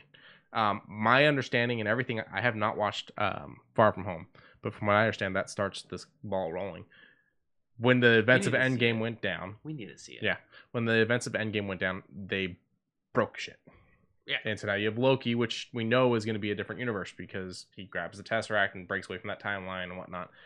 Multiverse of Madness. Multiverse. And that's what Spider-Man 3 is going to be dealing with other versions of the villains. We got the Eternals, which we got another photo. Finally, this photo showed us the characters kind of all standing together. But they're shaded. You can't really see much of them. But it was nice to see something. Like I said, WandaVision, What If. Ant-Man 3 got a new name. Quantumania. Which tells me this might also be dealing with some jumping around going on. Captain Marvel 2, which I think they confirmed will have Ms. Marvel showing up. Cool. What I think excited me the most out of these announcements. Secret Invasion, which is my favorite event next to Infinity Gauntlet in the comics, and it's confirmed to be a Nick Fury show. Okay. Guardians of the Galaxy Holiday Special, which James Gunn is writing, which is great because he was like Guardians 3 and I'm done. Black Widow we already knew about. Ironheart, who I was just saying the other day, I wonder if they'll bring Ironheart into this. She's a great fun character, and it'll be nice to have another power armor running around now that we don't have Tony. Fantastic Four with the new logo. I'm not sure on this one. The Armor Wars? Yeah, is that armor? Is that an A? It looks like an A. It looks like armor. Yeah, Armor Wars. I don't really know what that's gonna be. Which it'll be interesting to see. Maybe Hammer comes back. Hammer. Just Hammer Tech. Yeah. I mean, yeah, maybe. And the little Marvel one-shot things that they did before certain movies, you see that he's in prison dealing with like being annoyed that no one really knows who he is. Yeah, I mean, maybe he comes back. I Am Groot, which is going to be a fun little baby Groot animated things. Oh, good. That'll be on Disney Plus. Black Panther 2, which they have confirmed they are not going to recast Chadwick. Moon Knight, which we talked about with Oscar Isaac. Yes. Hawkeye, which just started filming in New York and has leaked a few photos. The actress playing Kate Bishop and Jeremy Renner walking around her with her bow. And they stuck to a pretty nice costume. She's just got the purplish leather jacket, and I really like it. Cool. She-Hulk, which has confirmed to have Mark Ruffalo back as the Hulk. The Becca Ruffles. And Tim Roth coming back as Abomination, who was the villain for the Edward Norton Hulk, which is part of the MCU, in case anyone forgets. Good stuff. Ms. Marvel, which we've been talking about, which we knew about, and which we have seen a couple set photos of her running around dressed up as Captain Marvel, because she's a fangirl. Yes. Just like the character in the comics. But the great thing also is a lot of photos showing that they are being safe on set. Lots of masks and stuff like that around. And I'm glad. And Thor, Love and Thunder, which we still don't know too much, but we know Christian Bale's in. I didn't know that. Oh, you didn't know that? No. Oh, that came out a while ago. But wait, what's he doing in this? I don't know. Mm. But Love and Thunder is also rumored to be when we finally get Jane becoming Thor. Okay, good. And a couple other crazy things. Watiti is directing this. Oh, good. Yeah. He loves Thor. Yeah. Doctor Strange did change directors though, due to creative differences. Oh, really? Yeah. Like bad creative differences, or just the guy that was making it was the one that did one, and him and Disney just couldn't. I'm not ready for that yet. Him and Disney just could not get on terms with it. Like they could not come to an agreement. Okay, so, that's okay. Just as long as they let him go, and they brought someone else in. Just as long as it's taken in a good direction without too much. I'm sure. Yeah, I'm sure it'll go well. They know what they're doing at this point. Before you scroll down, a couple things we don't have images for. Okay. Chip 'n Dale Rescue Rangers is coming back. Oh God, I saw Launchpad McQuack sitting behind the Rescue Rangers air balloon, and he's just like, I have no idea what I created, but I did it. I'm just like, yeah. With John Mulaney and Andy Samberg playing Chip and Dale. Neutral. I'm here for it. I just want to hear what they sound like when they're doing their voices. They're doing an animated Diary of Wimpy Kid. We're getting a live action remake of Pinocchio and Peter Pan, but they're talking that they're going to be skipping theaters on those. And then we can go ahead and scroll down now. Okay. The Star Wars stuff. All the way. Okay. There you go. So we got Rangers of the New Republic, which I know nothing about yet. The Bad Batch, which is going to be animated and looks absolutely amazing. We've gotten a teaser. We've gotten a trailer. It's all looking great. Obi-Wan Kenobi, which we knew was coming. General Kenobi. They're just calling it Obi-Wan Kenobi, which really bothers me because they on an interview, Ewan was asked what he would want the show to be called, and he said that he saw a fan mock-up that was hello there, and that would be great. And I was there for that, but it's fine. The crazy thing about this, they got Hayden Christensen to come out of retirement to come back as Darth Vader. I'm here for it because, I mean, he's going to be in the suit and whatnot. He's not going to be doing most of the lines. They'll still do James Earl Jones, or they'll find someone that sounds just like him. But it will be nice for any moments where he, takes the helmet off for it to be Hayden. What we knew was going to happen, we got confirmed for an Ahsoka show after her appearance in Obi-Wan, in Mandalorian. Now the speculation is that this is going to be a sequel or a continuation, if you will, of the Rebels cartoon, because she's apparently a big part of that. I haven't actually watched Rebels yet. Andor, which I do believe is the one from Rogue One, the guy. So this will be a prequel. Lando, which, holy crap. Yeah, I was like, fuck yeah, we're getting a Lando show. And I'm hoping that it means that... Because we didn't really get a lot of Lando in any of the movies. The only thing we get maybe the most of is probably Solo. Yeah, we get him in Solo, and I'm hoping that's who comes back to play him. Glover. And then we're getting Visions, which I don't know anything about. Rogue Squadron, which actually looks really great, just based off of... Because they haven't actually showed us anything from the movie, but what it is the director... The set pieces. Well, the director did like a whole speech where she comes skating up and whatnot, and she suits up into a flight suit and walks off to an X-Wing. It's the director from Wonder Woman, and I think she's going to do great with it. You've taken my list away, so. I know, but that's because this is what we're talking about. And yeah. She's talking about how, she's always liked to go fast, and how, she always wanted a good fighter pilot movie because her dad was a fighter pilot and everything. And now she's finally found something that kind of combines her loves, and she gets to go on to make this. It was a great trailer. Go and watch it. It's only, or teaser, I should say. It's only, a minute and a half long, 2 minutes. Yeah. And you don't even realize that it's an X-Wing she's walking up to for the longest time.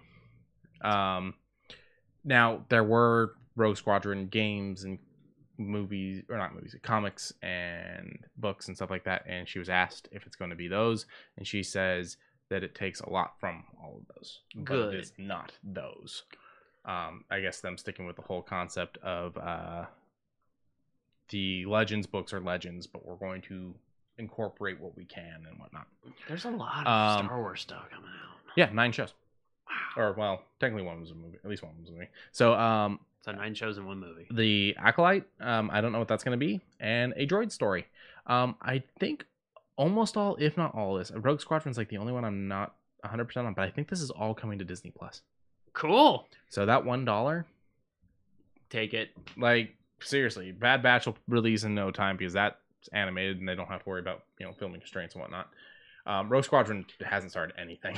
I'm very interested on Acolyte because religion in Star Wars you don't really get a lot of. No, you get a lot of it. The Force is religion. The whole concept is considered religion and whatnot. Okay. The Reiteration, you don't get deities.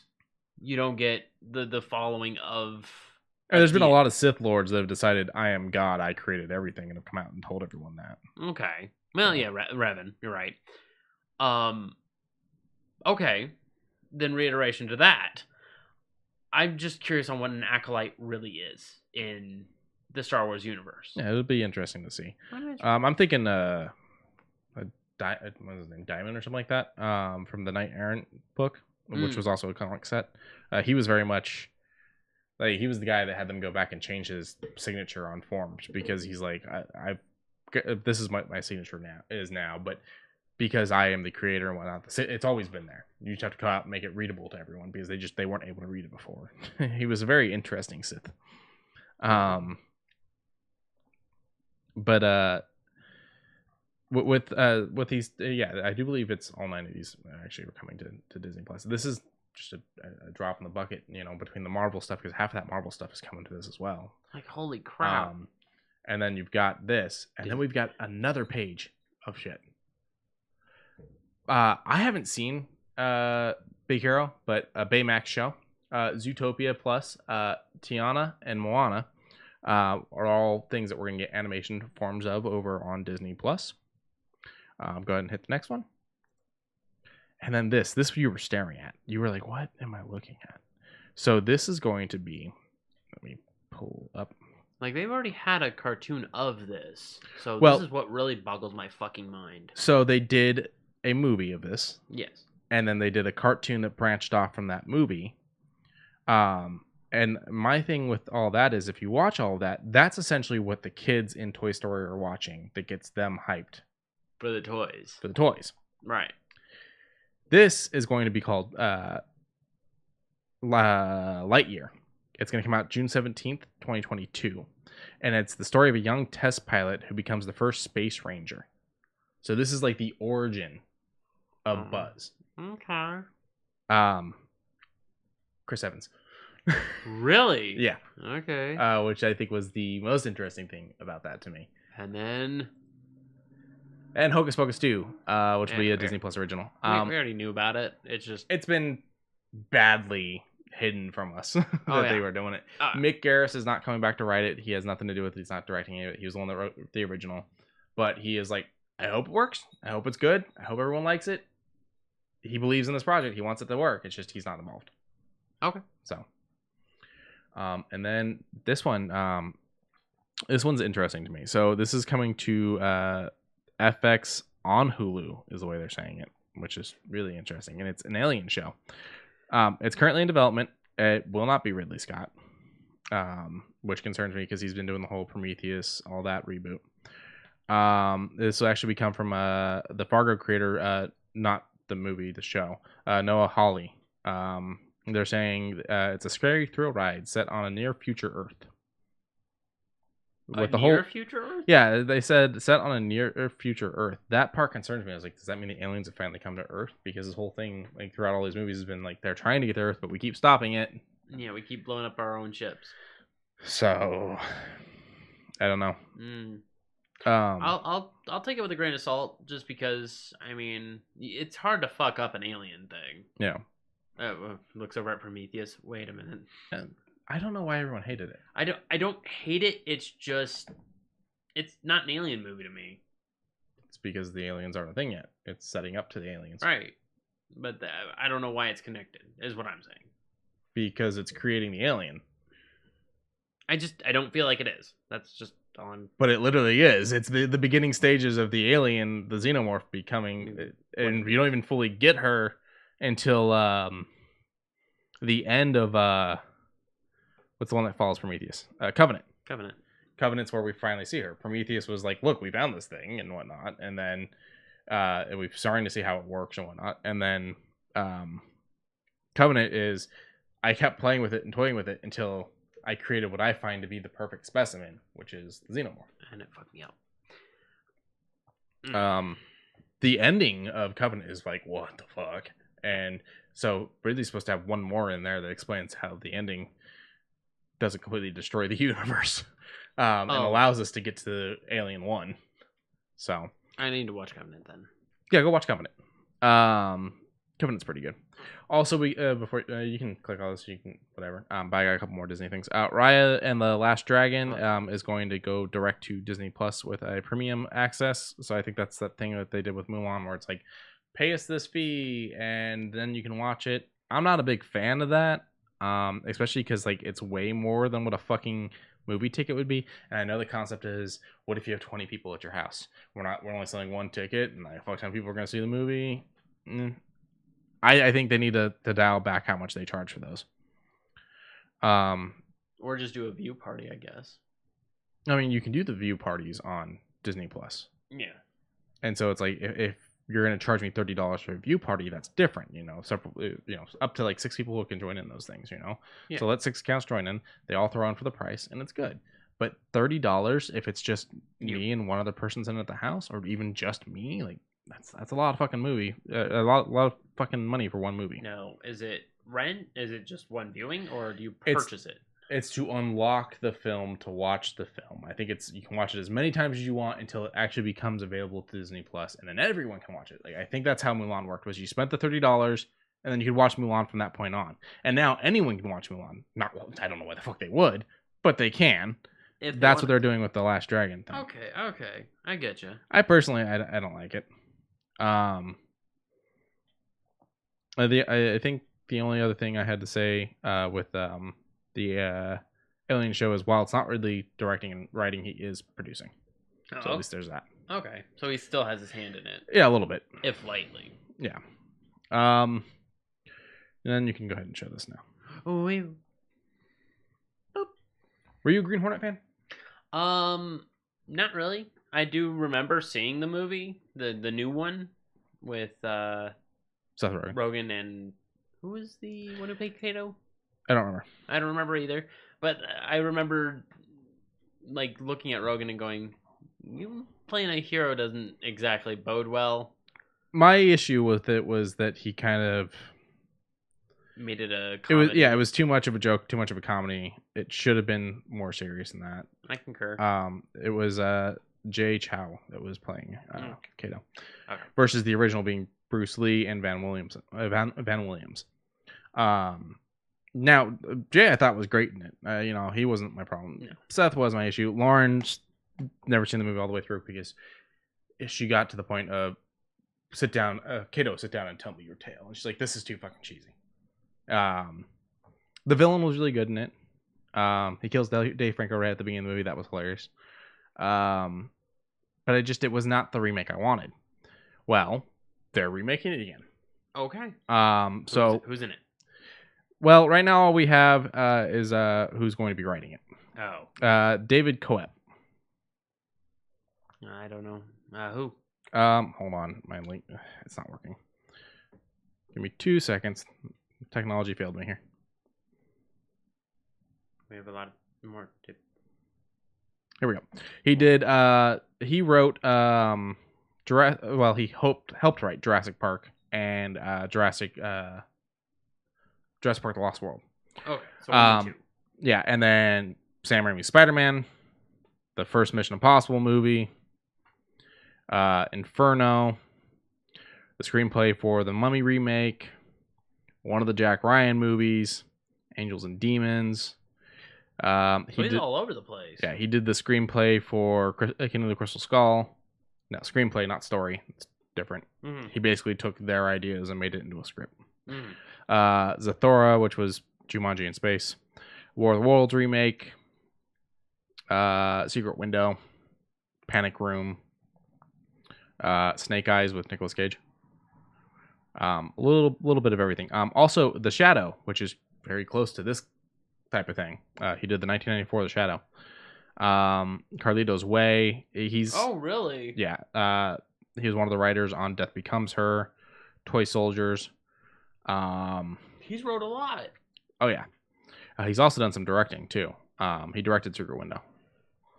So, and he's done a little bit of producing, and acting was like cameos. He's unlucky bystander in The Lost World, stuff like that. So I think he's the right man for this. And okay. I would like to see who he pulls up.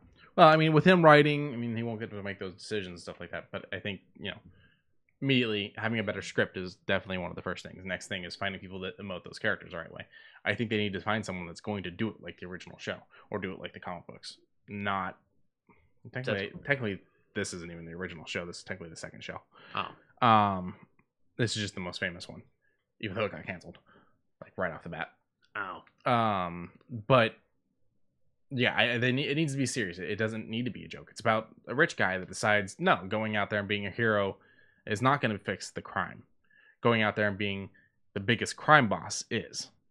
we're going to go out there and we're going to fight them as if we're trying to be the crime bosses. We're not actually going to peddle drugs. We're not going to, force people into prostitution. We're not going to rob people. We're not going to do any of that stuff. But we're going to make them think we are, so that they make themselves obvious to us, so that we can go out and take them out. So the Green Hornet is a great concept. Mm-hmm. There's been some fun crossover comics too with it in Batman 66. Oh, really? Kevin Smith wrote some of them, yeah. Oh, nice. And next, that beautiful man. We've known it's been in the works for a while that we were going to get another Indiana Jones. The Kingdom of Crystal Skull didn't do great. And not to the lack of acting, but to the lack of story that made sense, because the story didn't not make sense. It was a good script until the end. Yeah, and that's where it fell flat. Was just the last, what would you say, less than 20 minutes? I mean, technically the whole thing, because that's what's going on the entire time. We just don't know it. We know it, but it's not confirmed until the last 20 minutes. When you bring aliens into something like this, it just gets a little weird. I mean, yeah, they brought religion into it, but they brought like the dark side of religion. Yeah. You know, Kalema. Well, not even that. I'm talking about like a man's face melting off because he drank out of the wrong goblet. I'm talking about they opened a box and it fucking killed everyone in the camp and melted their faces off. You know, really like to melt faces off in those movies. I mean, it's a common thing to do if you're evil. Yeah. Well, or a Nazi. Technically, it's not even. It's happening to the evil people. Yeah. Or a Nazi. Whatever. Yeah. Got to melt their faces off. What was it? Kate Blanchett was the bad guy in Kingdom of the Crystal Skull. She was amazing. She was pretty good. I guess I should say bad girl. Bad woman. Bad woman. Bad person. She fucking killed it. I loved her character. Mm-hmm. Harrison Ford did great. Shia LaBeouf did all right. The plan was originally do this movie with Indy's son, start to introduce Indy's son, do a couple more movies with Indy and his son, and then let the son, the younger actor, take over from there. Then the movie was badly received, and Shia LaBeouf lost his mind. No disrespect. I hope the guy is okay. He's been through a lot of shit, though. I think he's okay now. I don't know. I hope he is. And so it, kind of screwed everything up. And also, this was the point in which we've reached that George Lucas has made these movies we absolutely love. Right. And then every time he decided to come back and make more of that, the fans yell at him until he quits. And the fans yelled at him until he quit. And so he did not make another one.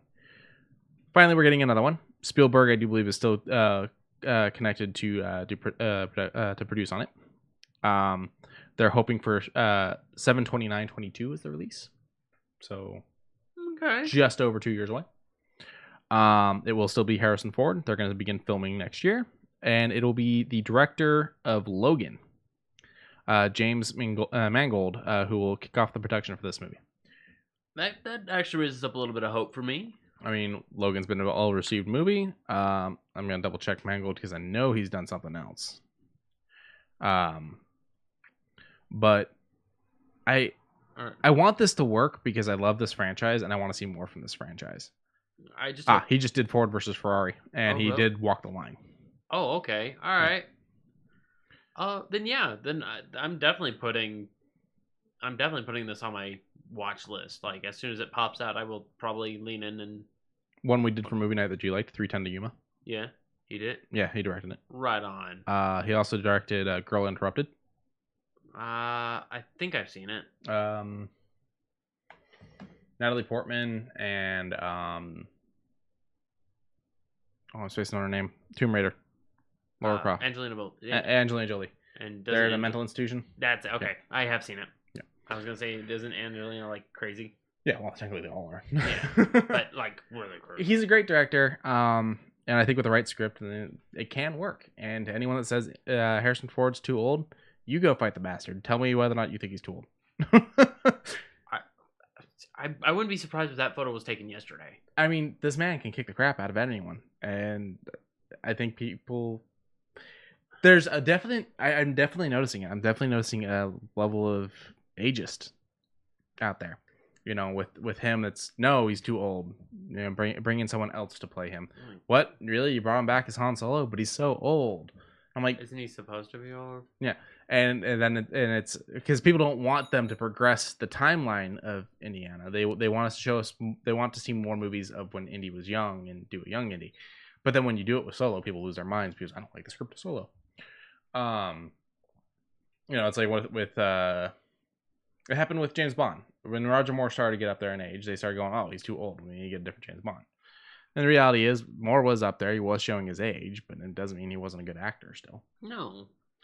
I like Indiana Jones. I'm excited for more. I do own Kingdom of the Crystal Skull. I don't sit down and watch Kingdom of the Crystal Skull, but if someone went, let's do an Indiana Jones movie, I would movie marathon. I would assume that we're gonna watch Kingdom of the Crystal Skull. We would watch all 4. Now, I've never seen the Young Indiana Jones TV show. That wasn't really a success at all. But I accept that it's part of the franchise. They brought back probably my favorite Indiana Jones romantic love interest. Thank you. And Shia LaBeouf wasn't terrible in it. It was really just the alien part that ruined that movie for me. The last 20 minutes. But the problem is it's the reality throughout the whole thing. They go to Area 51. Yeah, it's also where the Ark of the Covenant is, but they go to Area 51. The skulls are obviously alien skulls throughout the whole thing. They talk about when he was thrown on the bus for Roswell and all that. He was one of the scientists. It's all very much knowing it's going to be aliens the entire time. You're just watching the whole movie hoping it's not going to be by the end. They find the lost city of people. Like, if they had found the lost city of the people and they had something to do with the skull and whatnot, that would have been real fucking interesting. Instead, it was aliens. I'm like, okay. Let's do aliens, I guess. That being said, this has the potential to be really good, and I hope we get a couple of these. I hope they pound them out back to back to back so that Harrison can do several, and then they can hopefully still go with the idea of there's a new indie that can take it on into more modern times. I wouldn't mind that, like if it was his son, but I don't know. I feel like it's too late for that. I feel like we're probably gonna get 1 or 2 from Harrison, and that'll probably be the end of it. Probably, until they try to reboot it, and then people really fucking lose their shit about that. Right, and I mean, but even with a reboot, you got to figure they're going to have to. If they're wanting to keep that story going, they're going to have to reboot it. They're going to have to show more of that. I mean, Indiana Jones being set in the 40s, coming out in the 80s was not a problem. No. So why is it being set in the 40s, coming out in the 2000s? A problem. It isn't. It's just people want to make it a problem because they're saying, "Oh, we don't have the original actors, so don't do it. Don't just besmirch what I enjoy." My thing is not don't. I'm not saying don't recast the young actor and give me more story. I'm saying don't remake it. Let me paint this picture then. What if they remade Back to the Future right now? No, don't remake it. There's no reason. That movie still holds up. Do not fucking remake it. Okay, but what if they did? I wouldn't watch it. Okay. There was rumors that they were going to remake it with The Rock, and fucking he's what, Doc Brown? Short guy that he does all the movies with now. Oh, I know who you're talking about. He's itty bitty. He's itty bitty. Kevin Hart. There was rumors they were going to do one. I mean, it was probably complete bullshit because how would that work? But The Rock being the Doc? I don't know. I have no idea what it was going to be at. It was probably complete bullshit. But the reality is, I heard Back to the Future remake and I said no. And then I heard The Rock and I was like, hell no. I love The Rock, but that doesn't make any fucking sense. No. And then I heard Kevin Hart. I'm like, I like Kevin Hart also. No. If they were to make another one and they wanted to focus on Marty's kids and, Marty's kids fucking The Rock. No. If they wanted to focus on Marty's kids and they were to cast whoever, because the reality is Michael J. Fox played both of his kids in that, he was very uncomfortable playing his daughter. If they wanted to make it about his kids, fine. I'm okay with that. If they wanted to remake it though, like, no, why remake it? What are you going to do to it that you wouldn't be able to just... You want to make a time travel movie, make a time travel movie. Like, if it has to be set in modern day and you want a time travel movie, then make it. But you don't need to remake Back to the Future. The movie is still good. You're correct. Remake bad movies. Remake movies that suffered from when they were made. Don't remake things that are good and don't need to be remade. Okay, wait. This actually brings up an interesting one then. Jaws, very good. Mm-hmm. Still holds up. Mm-hmm. And sure, they made a few Jaws up until, like, what would you say, like early 2000? I don't know. I mean, they made like 3 or 4 sequels. Okay. And there's even a sequel that's technically not a legal sequel. Okay, well, what if they decided to do a remake. You have like with- 80 shark movies. They all fucking suck with today's technology and whatnot. Remaking Jaws is not going to make your shitty shark movie good. Your shitty shark movie is shitty because the it's story's not gonna been live up to done. Shark. Yeah. It's not the quality of the shark. I mean, yeah, Bruce the shark didn't fucking work, and so half the time we don't see the shark, which actually made the movie better. Yes. The reality was it was a good story, but we've already seen that story. Hmm. Remaking it is not. The fuck's that gonna do? Just go back and watch Jaws. What? You need them to have cell phones to be eaten by a fucking shark? No, let them get eaten by a shark. They don't need a fucking cell phone. Okay. So no, the remake of Jaws, the remake of Footloose didn't make any sense. I get it. They're like, well, we have to do today's music so that kids today can understand the message. And I'm like, no, you don't. You just need to let kids today know that their music isn't the only music, and you let them know that there is good music that's old music. Yeah, fuck your music. I mean, the reality is Footloose is technically before our times music wise, and I fucking love that movie, and I love the music in that movie. When they remade it, I was like, no. I mean, the only quote unquote remake I would say that kind of is doing well, off the top of my head, Cobra Kai. That's not a remake. It's a continuation. It's a continuation, but as far as like continuation / remake, No, it's a continuation. It can't be a remake if you're not remaking it. I mean, it's long into the future. Long into the future. Yes. But It's a new story with the same characters, played by the same actors, yeah, you're right. doing completely different things. It's not a remake. Okay, I'll give you that then. I'm trying to think of a good remake, and it's really difficult. It is very difficult. Yeah, there isn't very many, is No, there? because for the most part, they want to remake good movies because, like, well, it worked once, it'll work again. No, it worked once. So stop. If it didn't work the first time, Let's maybe Google try it. to fix that. Like, them wanting to remake Mortal Kombat, that I understand. The reality is that movie wasn't that great and didn't get that far into the story. Dawn of the Dead, the original was better. Yeah, Dawn of the Dead. Okay, 310 to Yuma, I will say, it's good. I understand why they remade it purely from the concept of we can do more now than what they could do then. That's a different kind of remake. I accept that. Okay, yeah, Scarface is a better remake, but the first movie was bad, and that's where it comes down to. And I think they're actually going to. I think there's been talks of remaking Scarface. You remake Scarface, it's not gonna defeat Pacino's. Pacino's was the greatest of that. King Kong is one of those things where it's like we remake kaiju movies. That's what we do. Yeah, we And like it's- seeing destruction. There's no ifs, ands, or Yeah, buts. with the King Kong one, with both the King Kong and Godzilla, it was we can do more now than what they did then. Not that they were bad back then. It's just that things are better now. Fright Night was good, but the original is better. Psycho, I've seen both the original and the remake. The original is better. Better. Remake's fun, but I mean, that's not a remake. There's a Casino Royale. It's a spoof movie. Okay. That you can't count that as a remake. Okay. I was just like, what? I don't understand what Fistful of Dollars is a remake of. It's actually like part of a trilogy. Mm-hmm. Interesting.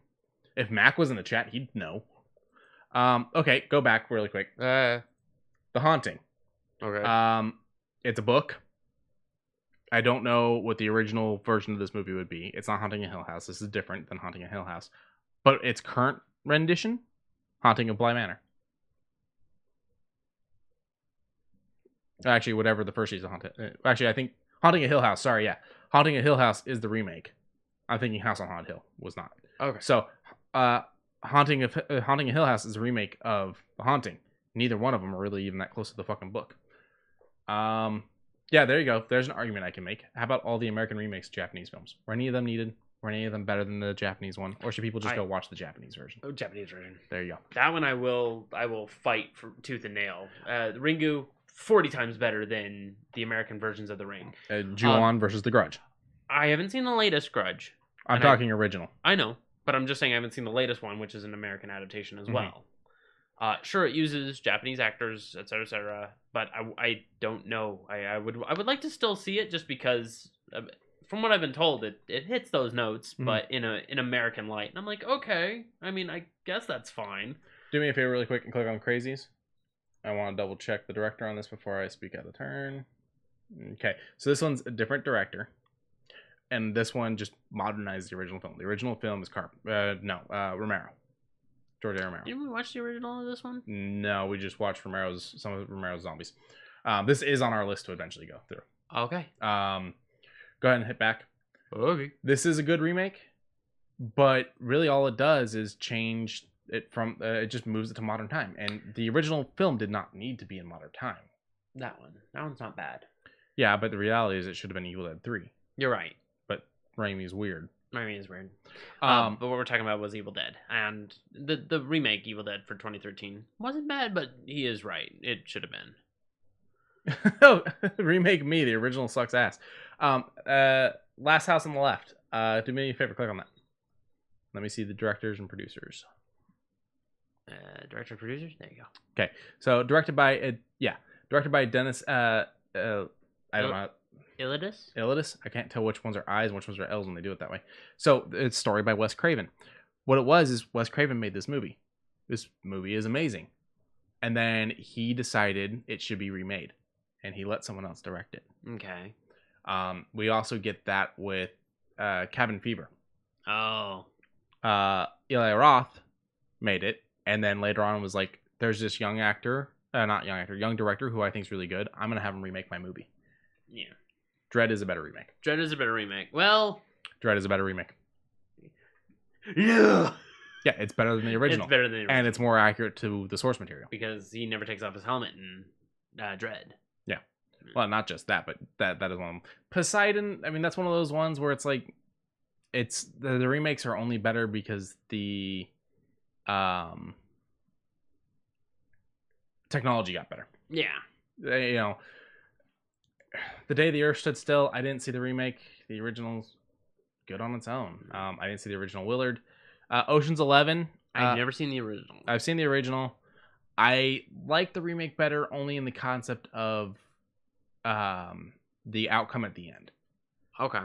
The reality is it could have been a heist movie without being called Ocean's 11. It didn't need to be called Ocean's 11 to be the heist movie.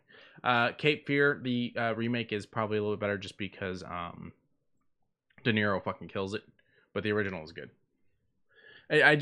There's certain things that don't need to be remade. The Fly, the remake's better from a technology standpoint. Okay. They were able to do a lot more, and the funny thing is The Fly still like shows you stuff from the original in it. Invasions of the Body Snatchers. I mean, the original I think suffers just from the time it was made. And so there's a lot of that. One of the ones on there was Magnificent Seven. I've seen the original Magnificent Seven. It's good. The sequels are okay. The remake happened, and I'm okay with the remake purely because they are able to do a little bit more with it. They're able to get a little bit more crazy with the stunts and how they use the guns and whatnot. And then there was also the fact that Denzel plays the lead, which was nice because it was like there's actually a black cowboy for once. I mean, yeah, we got with Django as well, but it's nice to see diversity and stuff.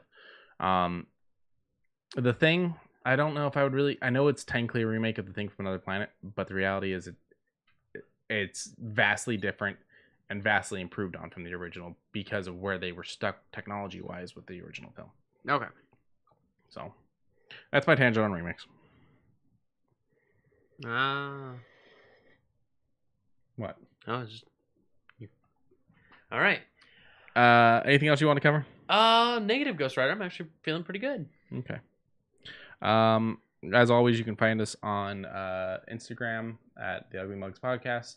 Or actually, I think it's just the Ugly Mugs. Let me double check that real quick before I give you guys the wrong information. But on the Twitter, we are at the real Ugly Mugs. Instagram's running slow. Hold on. We are Ugly Mugs Podcast. Okay. Yeah. Okay. And we technically have a YouTube page, but it's not Ugly Mugs, so you won't find it under that. You gotta look under Long Shot Heroes for that one. Correct. But if you look up Ugly Mugs on YouTube, our videos will come up anyways. That is correct. There are a couple other videos that come up with that because of titles of certain people's shows. That's right. We are the vast majority on there. You'll find us, no problem. You'll see our logo. It's fine. Find us here on Twitch. If they search the Ugly Mugs on Twitch, we come up, right? Yes. Because I noticed when I with the subscriptions, it says CliffX Thirst, so I wasn't entirely sure. You can also find us through that. I'll point it out to you later. Okay. And you can also follow our personal Twitters. I'm at Quincey Robertson, and you are at Longshot_heroes. There you go. So there's been a couple of streams of games. You just did whatchamacallit? Call of the Sea. Call of the Sea, which has some Cthulhu-esque stuff, so you got very excited. Yeah, it was Cthulhu mixed in with puzzles, and it gave me a feel of Myst, but with strange aquatic creatures, and that will always draw me in, and it has a good feel, and I'm excited to keep going with it. Another thing I'm going through is Dying Light. I think I've made it about halfway with Goon. That's a really fun game, but very, very hard. And then, of course, on top of all of this, we're building up TikToks. Well, you're building up TikToks. I'm building up TikToks. And hopefully with that TikTok, we can slowly build up this community. I'm not funny enough to make TikToks. Yeah, you are. Lauren is making TikToks. She's killing it. But I think with a little bit of time and effort, I think you can be funny too. And on that, I have to say, come on, mugs and kisses. Okay, that's a good one. That's a really good one. I love how you're praising my comedy prowess, but you hate my puns. I'm okay with this one. I'm okay with this one. Bye, guys. Bye.